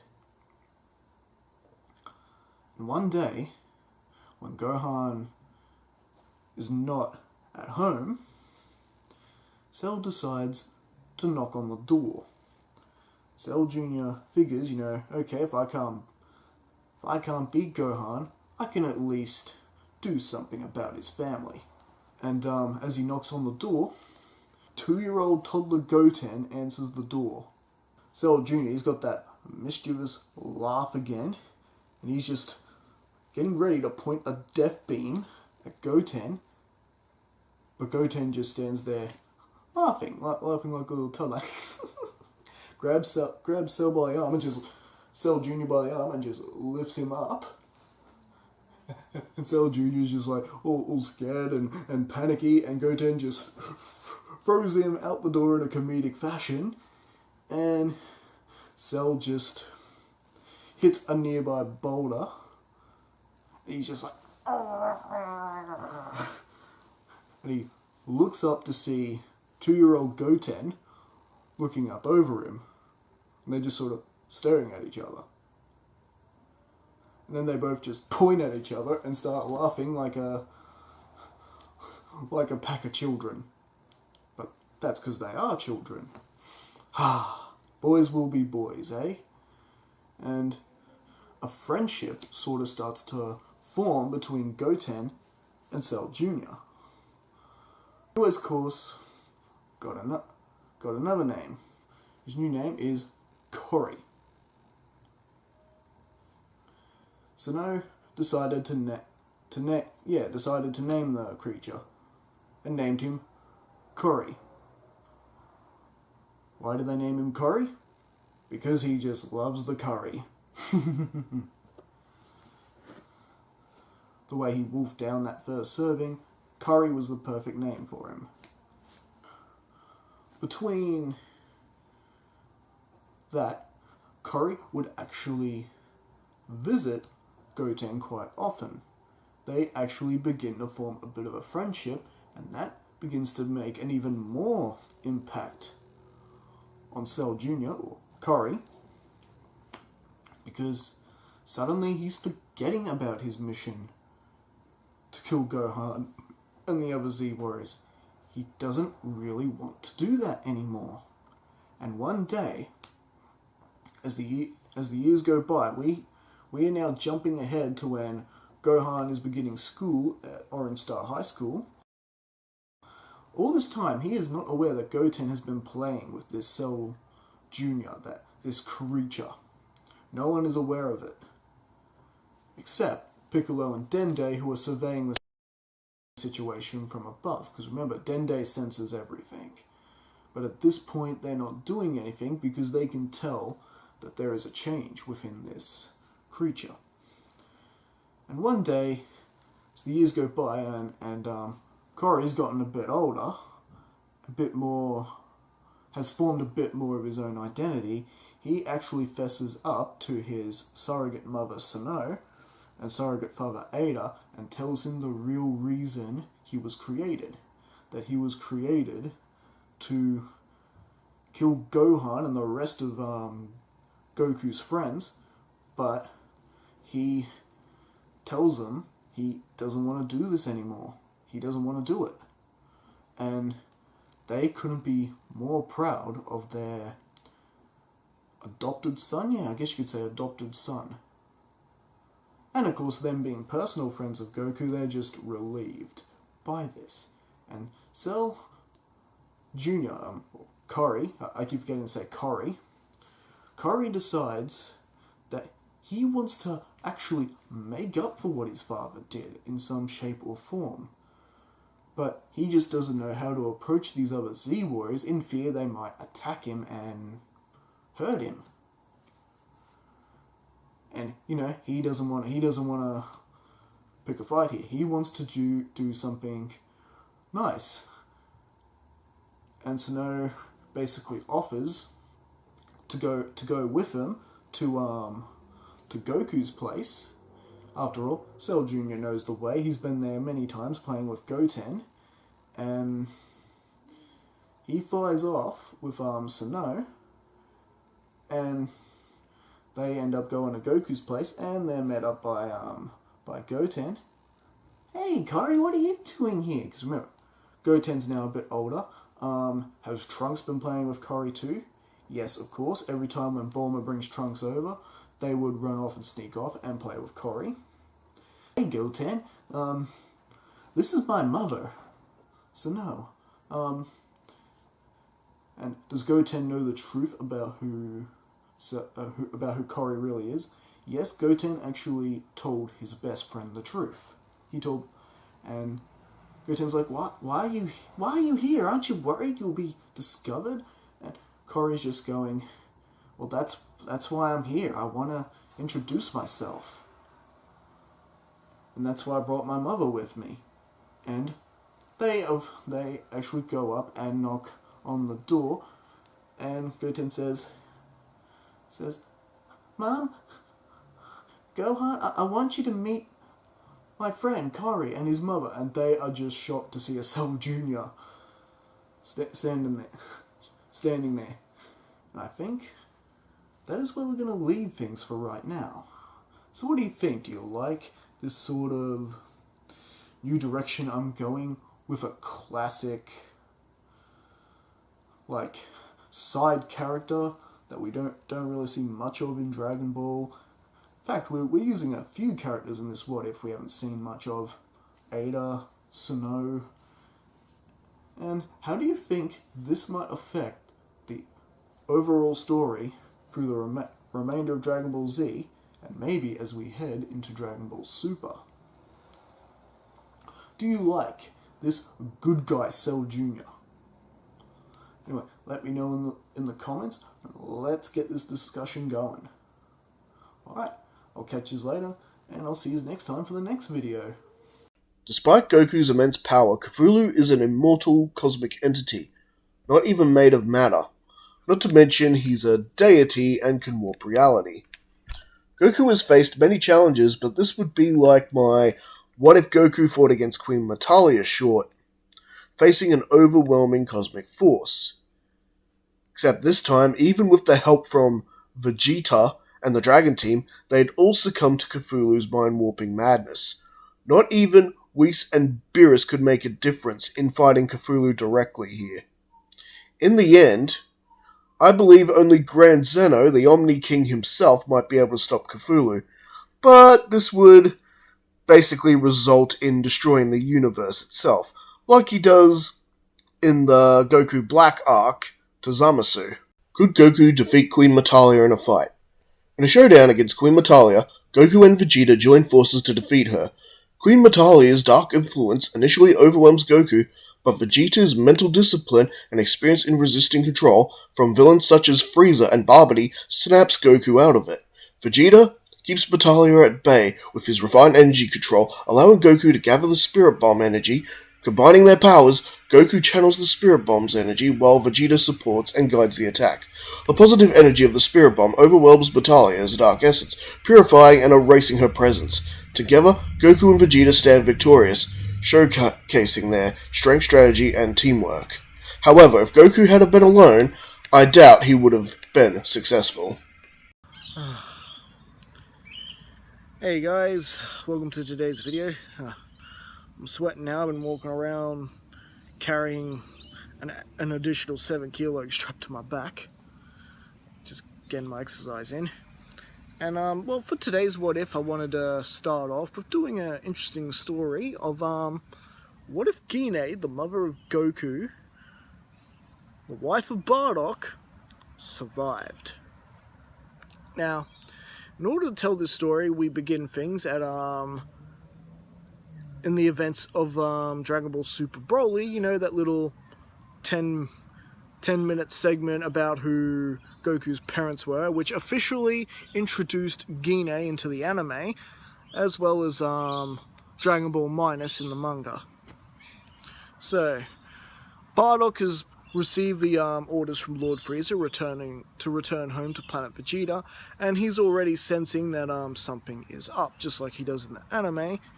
And well, he decides he's gonna get his son off world. Well, how about that? He didn't need the future-seeing powers of the Kanassans to realize that. And with that, his conversation with his wife Gine pretty much plays out the same, and we get to the whole them actually beginning to send Kakarot off world, and Gine, suggesting that they both leave the planet with Kakarot. It's no good, they'll sense where we are with their scouters. They'll be able to detect us. But then Gine actually makes the point of going, they won't detect me. They won't even notice I'm gone, Bardock. I only have a power level of 500. I'm a mere cook. They're not gonna notice me gone. And that actually, I think actually gives us, quite a good point there. They're not, and even if they did, are they really going to bother? Are they really going to be bother chasing a power level of mere 500? Nah, of course not. So, with that, Gine and Kakarot in this case, not Goku, take their leave, and with Bardock promising, look, if I'm wrong about all this, and I pray I am, I will come and rescue yous. I will come for yous.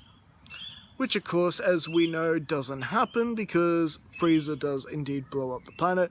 Bardock doing his big final stand, trying to hold off the blast. Frieza! Frieza! Frieza! And Frieza commits genocide on the Saiyan race.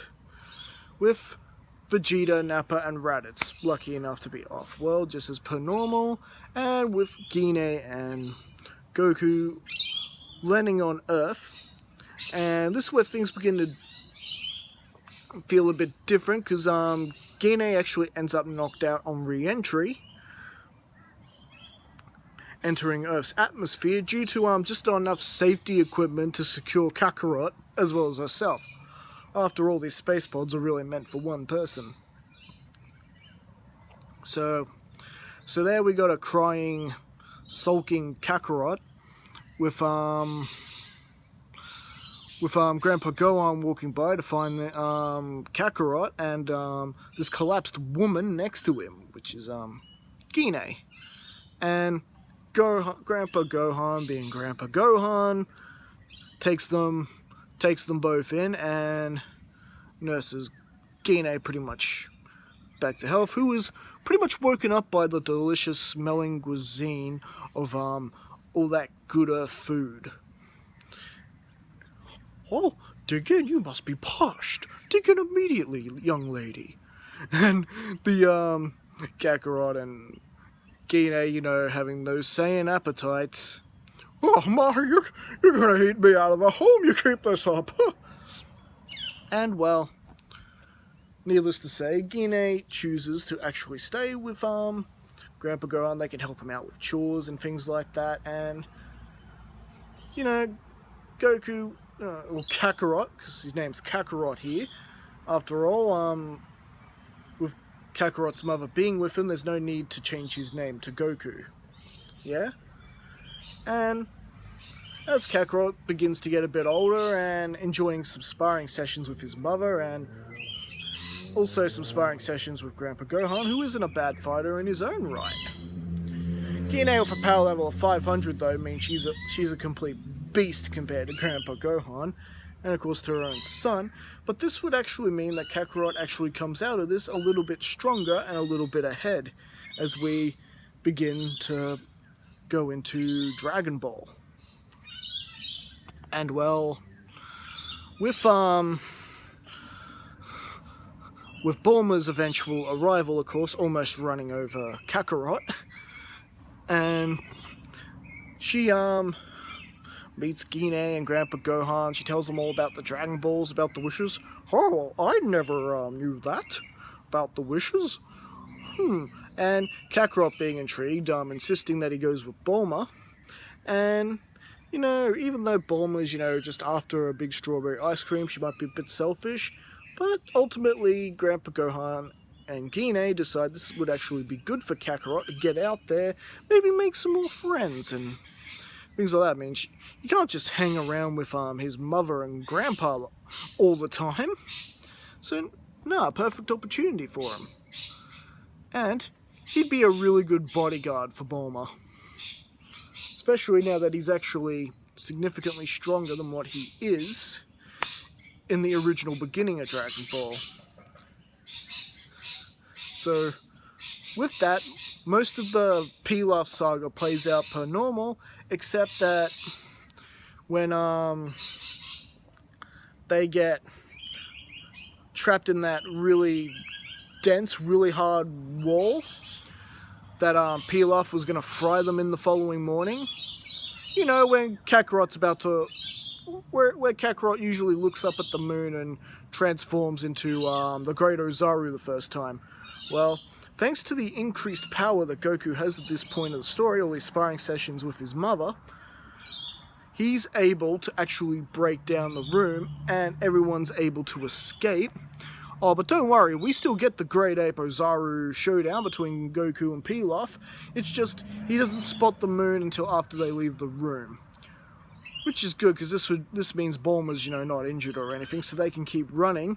And when Goku runs out the room, he spots the moon. First time he's ever actually seen it. Goku, of course, has been warned about the moon before, that he's not supposed to look at it. And knows completely the reason why. There's no mystery here, because Gine filled Grandpa Gohan in about all the Saiyans and looking up at the moon. They become giant gorillas and want to throw barrels like Donkey Kong. Well, we still get that in this saga anyway. Goku accidentally looking at the moon, transforming into Great Ozaru, and trashing Pilaf's palace like he does originally, and... well, we know pretty much how that plays out. And, well, I think that is actually where we'll leave things for right now. So, let me know, guys. What do you guys think? Did you like this story? How do you think things are going to continue on when we get to, Tournament Saga, Red Ribbon Army, and moving up our way through to King Piccolo? Well, let me know in the comments, and don't forget to like and subscribe. See yas! Okay, son. Be a good boy, brush your teeth, and please conquer the planet for Daddy. That's a good lad. Hey guys, Ryan here, and welcome to today's What If. And today I'm doing a brand new What If that I haven't done on this channel before. And I think this one will be pretty interesting, as well as pretty comedic in some ways. And that is, what if Cell Jr. turned good? What? Cell Jr. turned good? Didn't Gohan destroy all those? Well, I take you back towards the end of the Cell games. We have the final beam struggle between Cell and Gohan.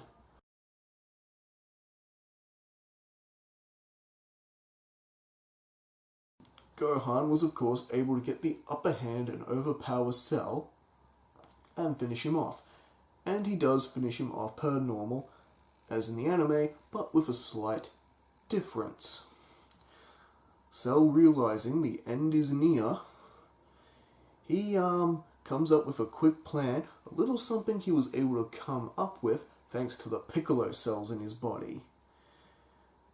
Cell does a King Piccolo.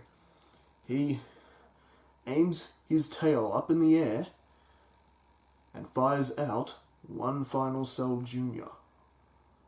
Now, he's not going to drop a Cell Jr. right there because the Z-Warriors will just destroy it. So he had to make sure that he fired off this final Cell Jr. like a cannon. To make sure that when Cell Jr. lands, that he's far enough away that the Z-Warriors won't be able to sense him. where exactly does this Cell Jr. land? He ends up landing in the northern part of the world, where Sinnoh's village is. You see a little bit of something familiar from Dragon Ball, from the early days of Dragon Ball, during the Red Ribbon Army saga. Cell Jr. has woken up in this snowy place. He has no idea where he is, and is freezing. He's just lying there freezing. The only thing he can really remember and think about right now is his mission to avenge his father's death. But at that, he gets so cold he can't even think of that at the moment. The only thing he can think about is how freezing he is. And it would seem that Cell Jr. was actually going to perish at this wasteland, but he's found by two more familiar faces that we haven't seen in Dragon Ball for ages, except towards the end of the Buu saga. And that is Sinnoh and android number 8, or Ada, who take this little, almost innocent-looking creature into their home. He is frozen to the point that he is passed out. He could die. He may or may not live through this. So they got him warmed up by the fire, and they decide to put him to bed into Sinnoh's old childhood room. And they just even give Cell Jr. a nice little teddy bear to snuggle with. One of Sinnoh's old toys. A few hours later, Cell Jr. wakes up and stumbles out of the room. And he's just looking at Ada and number 8.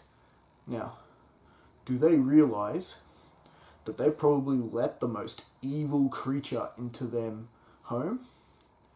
Well, yeah, they do realize that he resembles this Cell creature who was fighting with Goku and the others on the television during the Cell games. But they don't know that this one is a direct reincarnation of Cell. They don't know. For all they know, there could be other creatures like this out there. Some could be good, some could be bad. They don't know.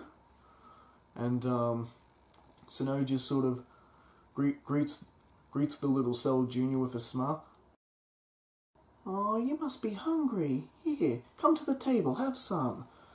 It's a nice, beautiful, delicious spread. And Cell Jr., he just straight away tries to attack Sinnoh with his tail.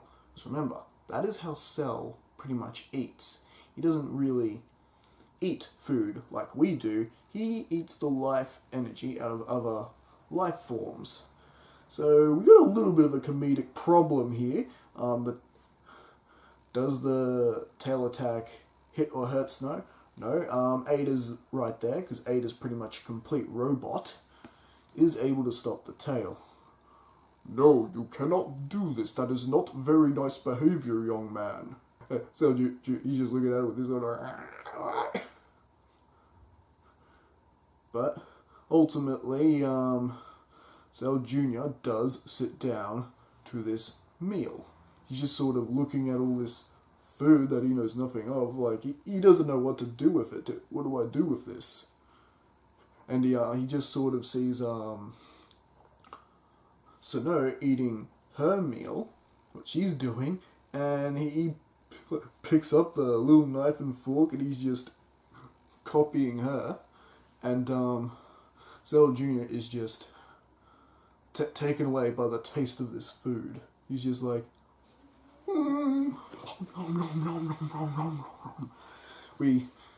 a bit of the cells from Goku are showing, and he's just wolfing it down in that comedic fashion that Goku does when he eats. More food, please. He is enjoying this. There's already something different going on with this Cell Jr. because Cell Jr. originally would have most likely just destroyed these people and devoured the people and just moved on and, I don't know, try and take out Gohan while he sleeps or something. But this one little act of kindness has already begun to change the weird little bug man. A couple of days later, he's watching on the TV, and Hercule, aka Mr. Satan, on TV having his little parade and going, ha ha ha ha, I am the best, I defeated Cell, ha ha ha ha, you know, taking all the credit for what Gohan did. And Cell Jr. is just, he's not impressed. Point his development, he doesn't really have the intelligence to say it, but he's just standing there like this. This guy's taking credit for what happened to my father, and he fires a death beam at the television, blowing it up, and the sparkles are dancing, and he's just sort of happily sitting there, clapping like a little child. Blowing up the TV amused him. You know, a bit of his freezer, bit from the freezer cells there, I think. Of course, Ada puts him in a timeout. Oh, young man, you cannot go around blowing up things and destroying TVs. Oh, it's going to take me all day to fix that thing. But Cell Jr. is just amused. Yeah, over time, the rest of the village do get glimpses of this Cell Jr. in their midst. But they're, for the most part, leaving him alone. They are scared of him, you know, the whole fear, what you don't understand sort of thing. But Cell's just sort of looking at them with that mischievous look on his face. And he's just sort of going about his thing. What is Cell Jr. doing exactly? He's training. He's training for his eventual showdown with Gohan. He needs to get strong enough to beat Gohan. He is as powerful as Cell was at the moment of his death, but Cell Jr. knows if he is actually going to avenge his father, and that's if he does, he's going to have to get stronger pretty quickly. And one of his training sessions, Cell Jr. suddenly collapses, and he's feeling weak. Now, why is he feeling weak? Because he hasn't drained any life energy. He's been told he cannot do this, and for some reason the influence of these nice people is actually getting to him. He doesn't really want to. At this point, the only evil intention he's really thinking at this point is avenging his father. And so with him feeling weak and just out of some crazy instinct, he launches his tail at a random direction, and by luck, it hits one of the trees. And he's draining the life energy from the trees. Yep, this Cell is plant-based. Cell is on the vegan diet. And sure enough, the life energy from the few trees he's absorbing is actually putting some life back into him, and he's able to get back onto his feet. And one day, he just decides to fly off, because he's thinking, yeah, I'm strong enough, you know, I can just take out Gohan, and maybe his family, and be back in time for tea. And so, because remember, Cell can sense energy. Cell Jr., of course, also inherits this ability. He can sense energy. He knows exactly where Gohan is, and he's basically at home doing his daily chores. And Cell can sense the power difference. Cell Jr. is no match for Gohan at this point. So, Cell Jr.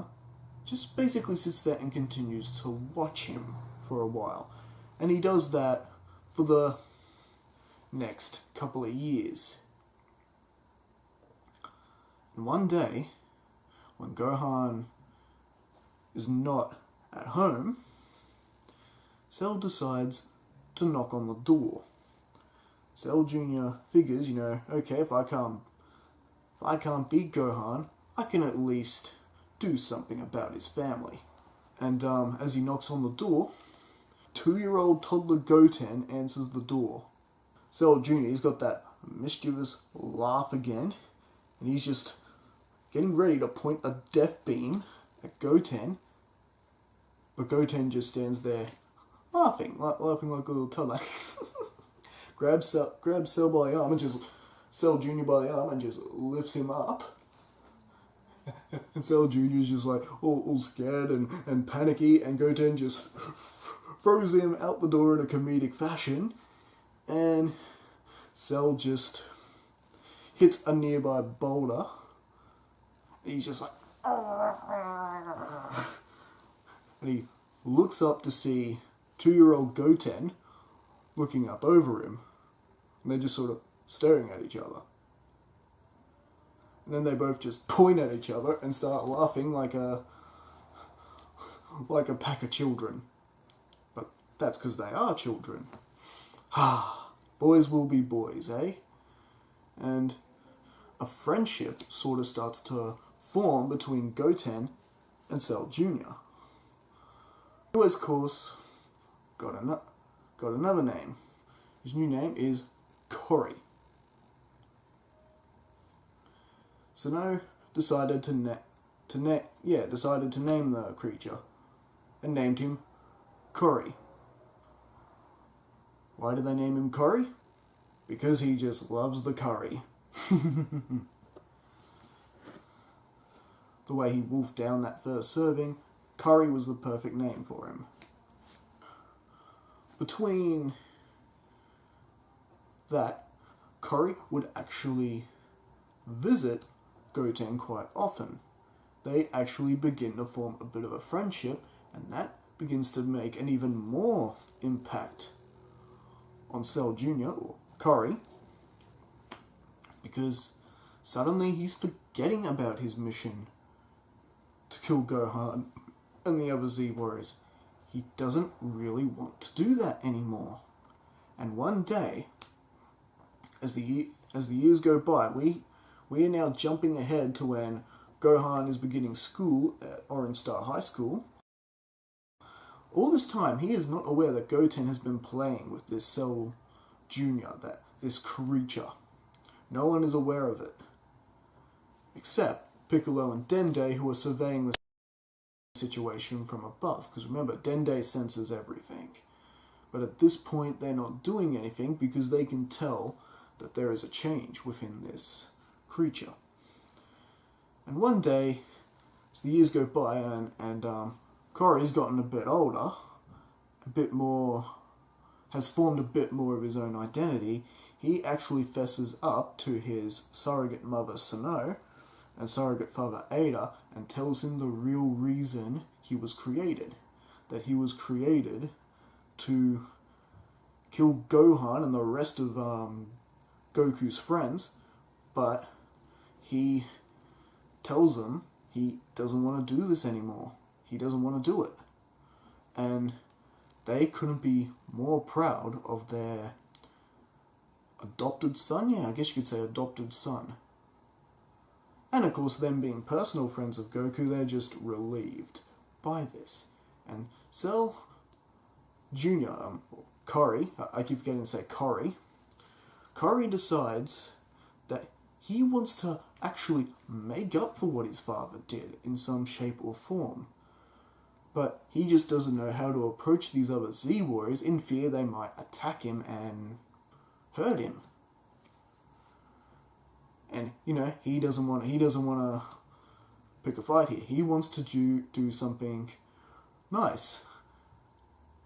And Sano basically offers to go with him to Goku's place. After all, Cell Jr. knows the way. He's been there many times playing with Goten, and he flies off with Sano, and they end up going to Goku's place, and they're met up by Goten. Hey, Kari, what are you doing here? Because remember, Goten's now a bit older. Has Trunks been playing with Kari too? Yes, of course. Every time when Bulma brings Trunks over, they would run off and sneak off and play with Kari. Hey, Goten. This is my mother. Sano. And does Goten know the truth about who Kari really is? Yes, Goten actually told his best friend the truth. And Goten's like, why are you here? Aren't you worried you'll be discovered? And Kari's just going, well, that's why I'm here. I want to introduce myself. And that's why I brought my mother with me. And they actually go up and knock on the door, and Goten says, Mom, Gohan, I want you to meet my friend Kari and his mother. And they are just shocked to see a Cell Jr. standing there. And I think that is where we're going to leave things for right now. So what do you think? Do you like this sort of new direction I'm going with a classic, like, side character that we don't really see much of in Dragon Ball? In fact, we're using a few characters in this What If we haven't seen much of. Ada, Sano. And how do you think this might affect the overall story through the remainder of Dragon Ball Z, and maybe as we head into Dragon Ball Super? Do you like this good guy Cell Jr.? Anyway, let me know in the comments, and let's get this discussion going. Alright, I'll catch you later, and I'll see you next time for the next video. Frieza! Consider this our resignation.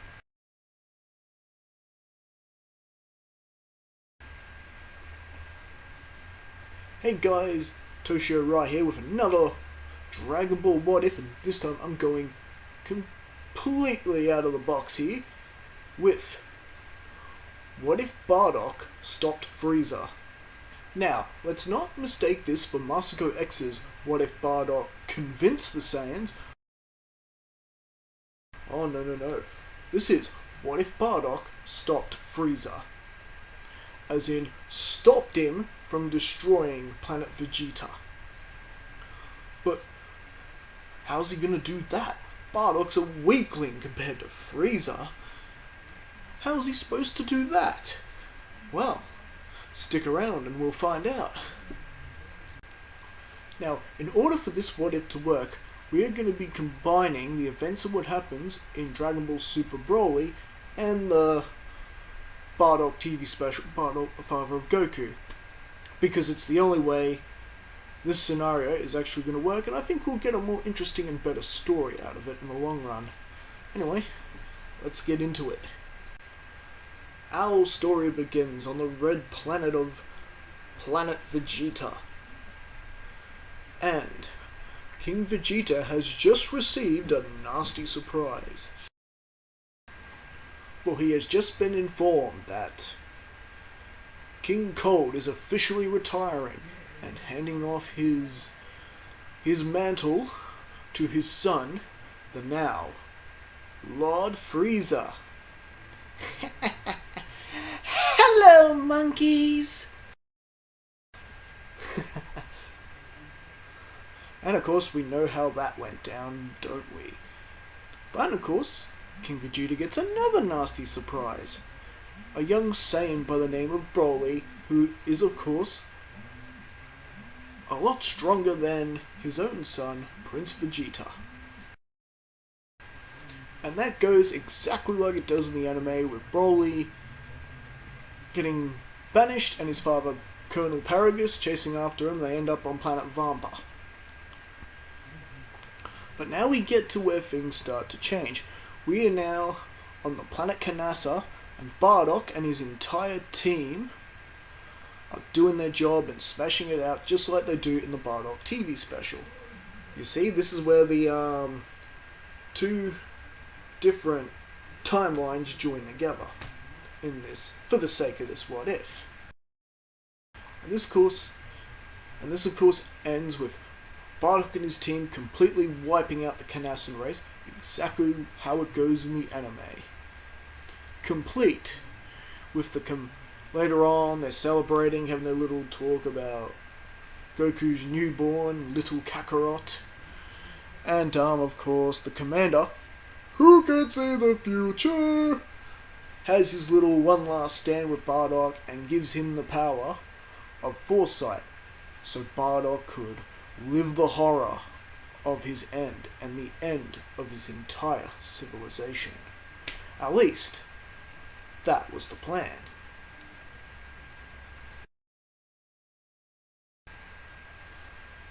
And here's where we sort of collide with the other timeline again, because while Bardock is knocked out and slept, thanks to the transference of power from the dead Canassian to Bardock, in order for him to have the power of foresight. Now while Bardock is under, the other Saiyans receive a call to return home immediately, just like in Dragon Ball Super Broly. Now, and of course, they get on the ship, they're heading home.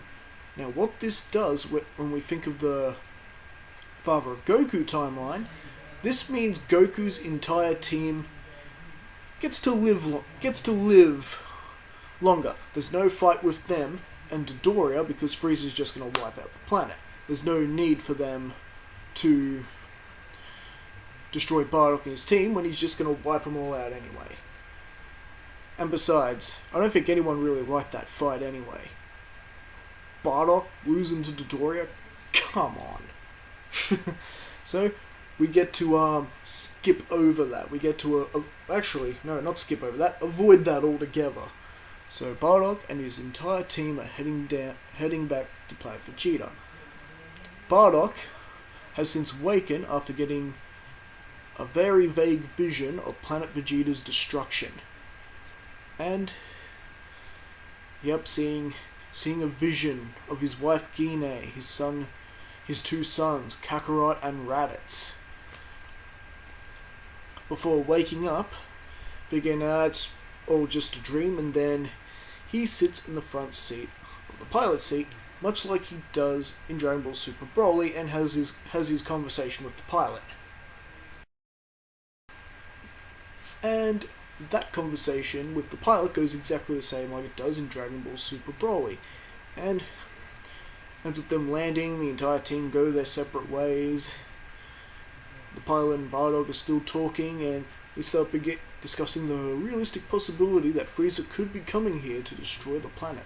Destroy them all. After all, he is aware, thanks to this pilot, that he is looking into the legend of this Super Saiyan and this Super Saiyan God? Super Saiyan God, Super Saiyan God, oh. Yeesh, I wish Beerus would stop talking about that, honestly. Alright, so that goes on per normal.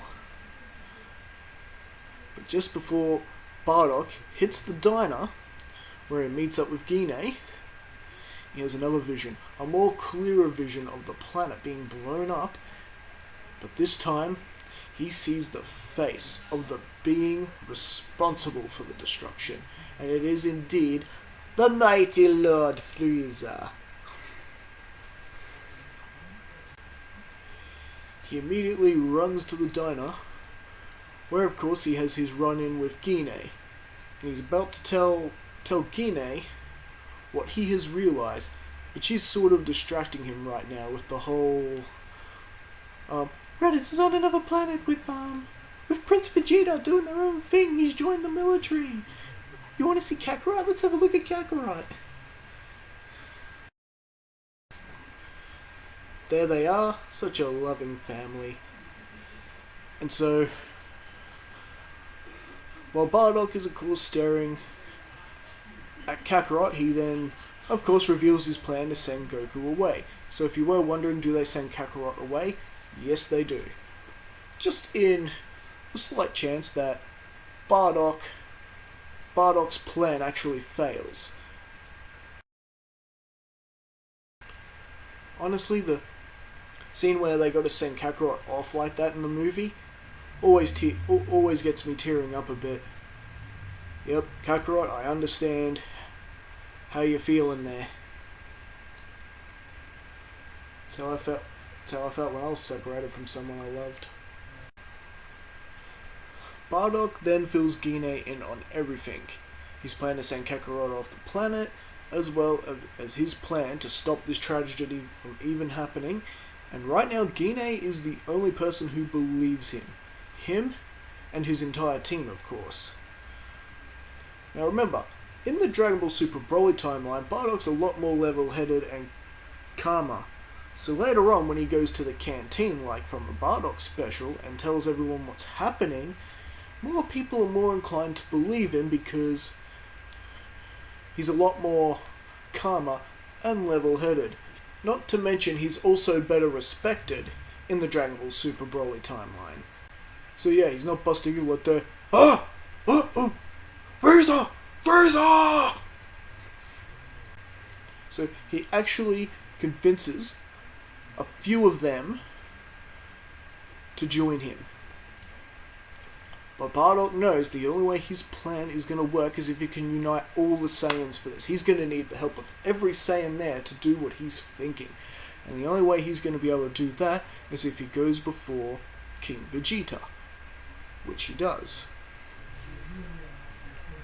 And if he can't convince him, he might need to convince Queen Cassava, King Vegeta's wife. Which doesn't really go down too well at the beginning.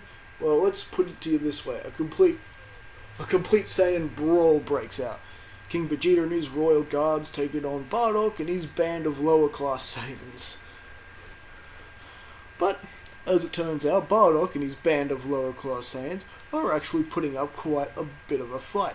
So remember, Bardock and his team do mission after mission.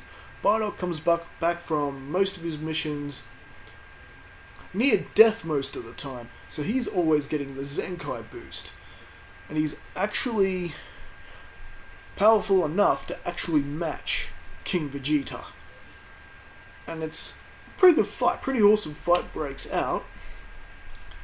But ultimately, King Vegeta is not having any of this. He doesn't believe for 1 second that Bardock can see the future and that this so-called attack by Frieza is happening. And he pretty much just wants to throw him in the dungeon for even suggesting such a thing, you know. This is high treason. You'll get the death penalty for this, Bardock. And of course, Bardock's all, if you don't listen to me, you have doomed us all, King. And, well, and believe it or not, it's actually Queen Cassava who breaks up the fight. Queen Cassava, who's a bit less trusting of Frieza, and she seems like she'd be the more sensible of the two, actually decides to hear Bardock out and manages to convince King Vegeta that they cannot take this chance. They cannot take the chance that Bardock is actually telling the truth and that he's right. I mean, this is the entire Saiyan race we're talking about. And so, with a bit of convincing, King Vegeta does give the order for all Saiyans to meet by the palace. All Saiyans on world to meet by the palace. You see, by Frieza ordering all the Saiyans home to the one spot, Frieza has doomed himself.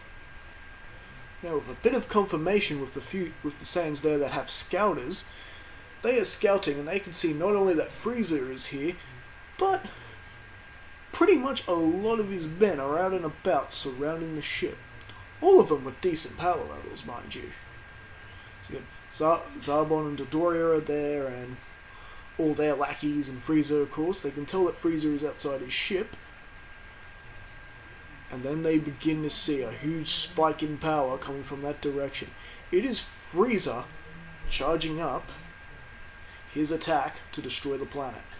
There's no doubt, there's no doubt in King Vegeta or Queen Cassava's minds anymore. It's time to act now or kiss the Saiyan race goodbye. The time to act is now. So, Bardock then fires up an energy ball and instructs every Saiyan present, look up and fire everything you've got! And the Saiyans do just that. They look up at the energy ball and they begin transforming into the Great Ape. Bunch of great apes anyway. Quite literally, Frieza's worst nightmare come to life. And they look up. They're mean, they're ferocious, they're ready.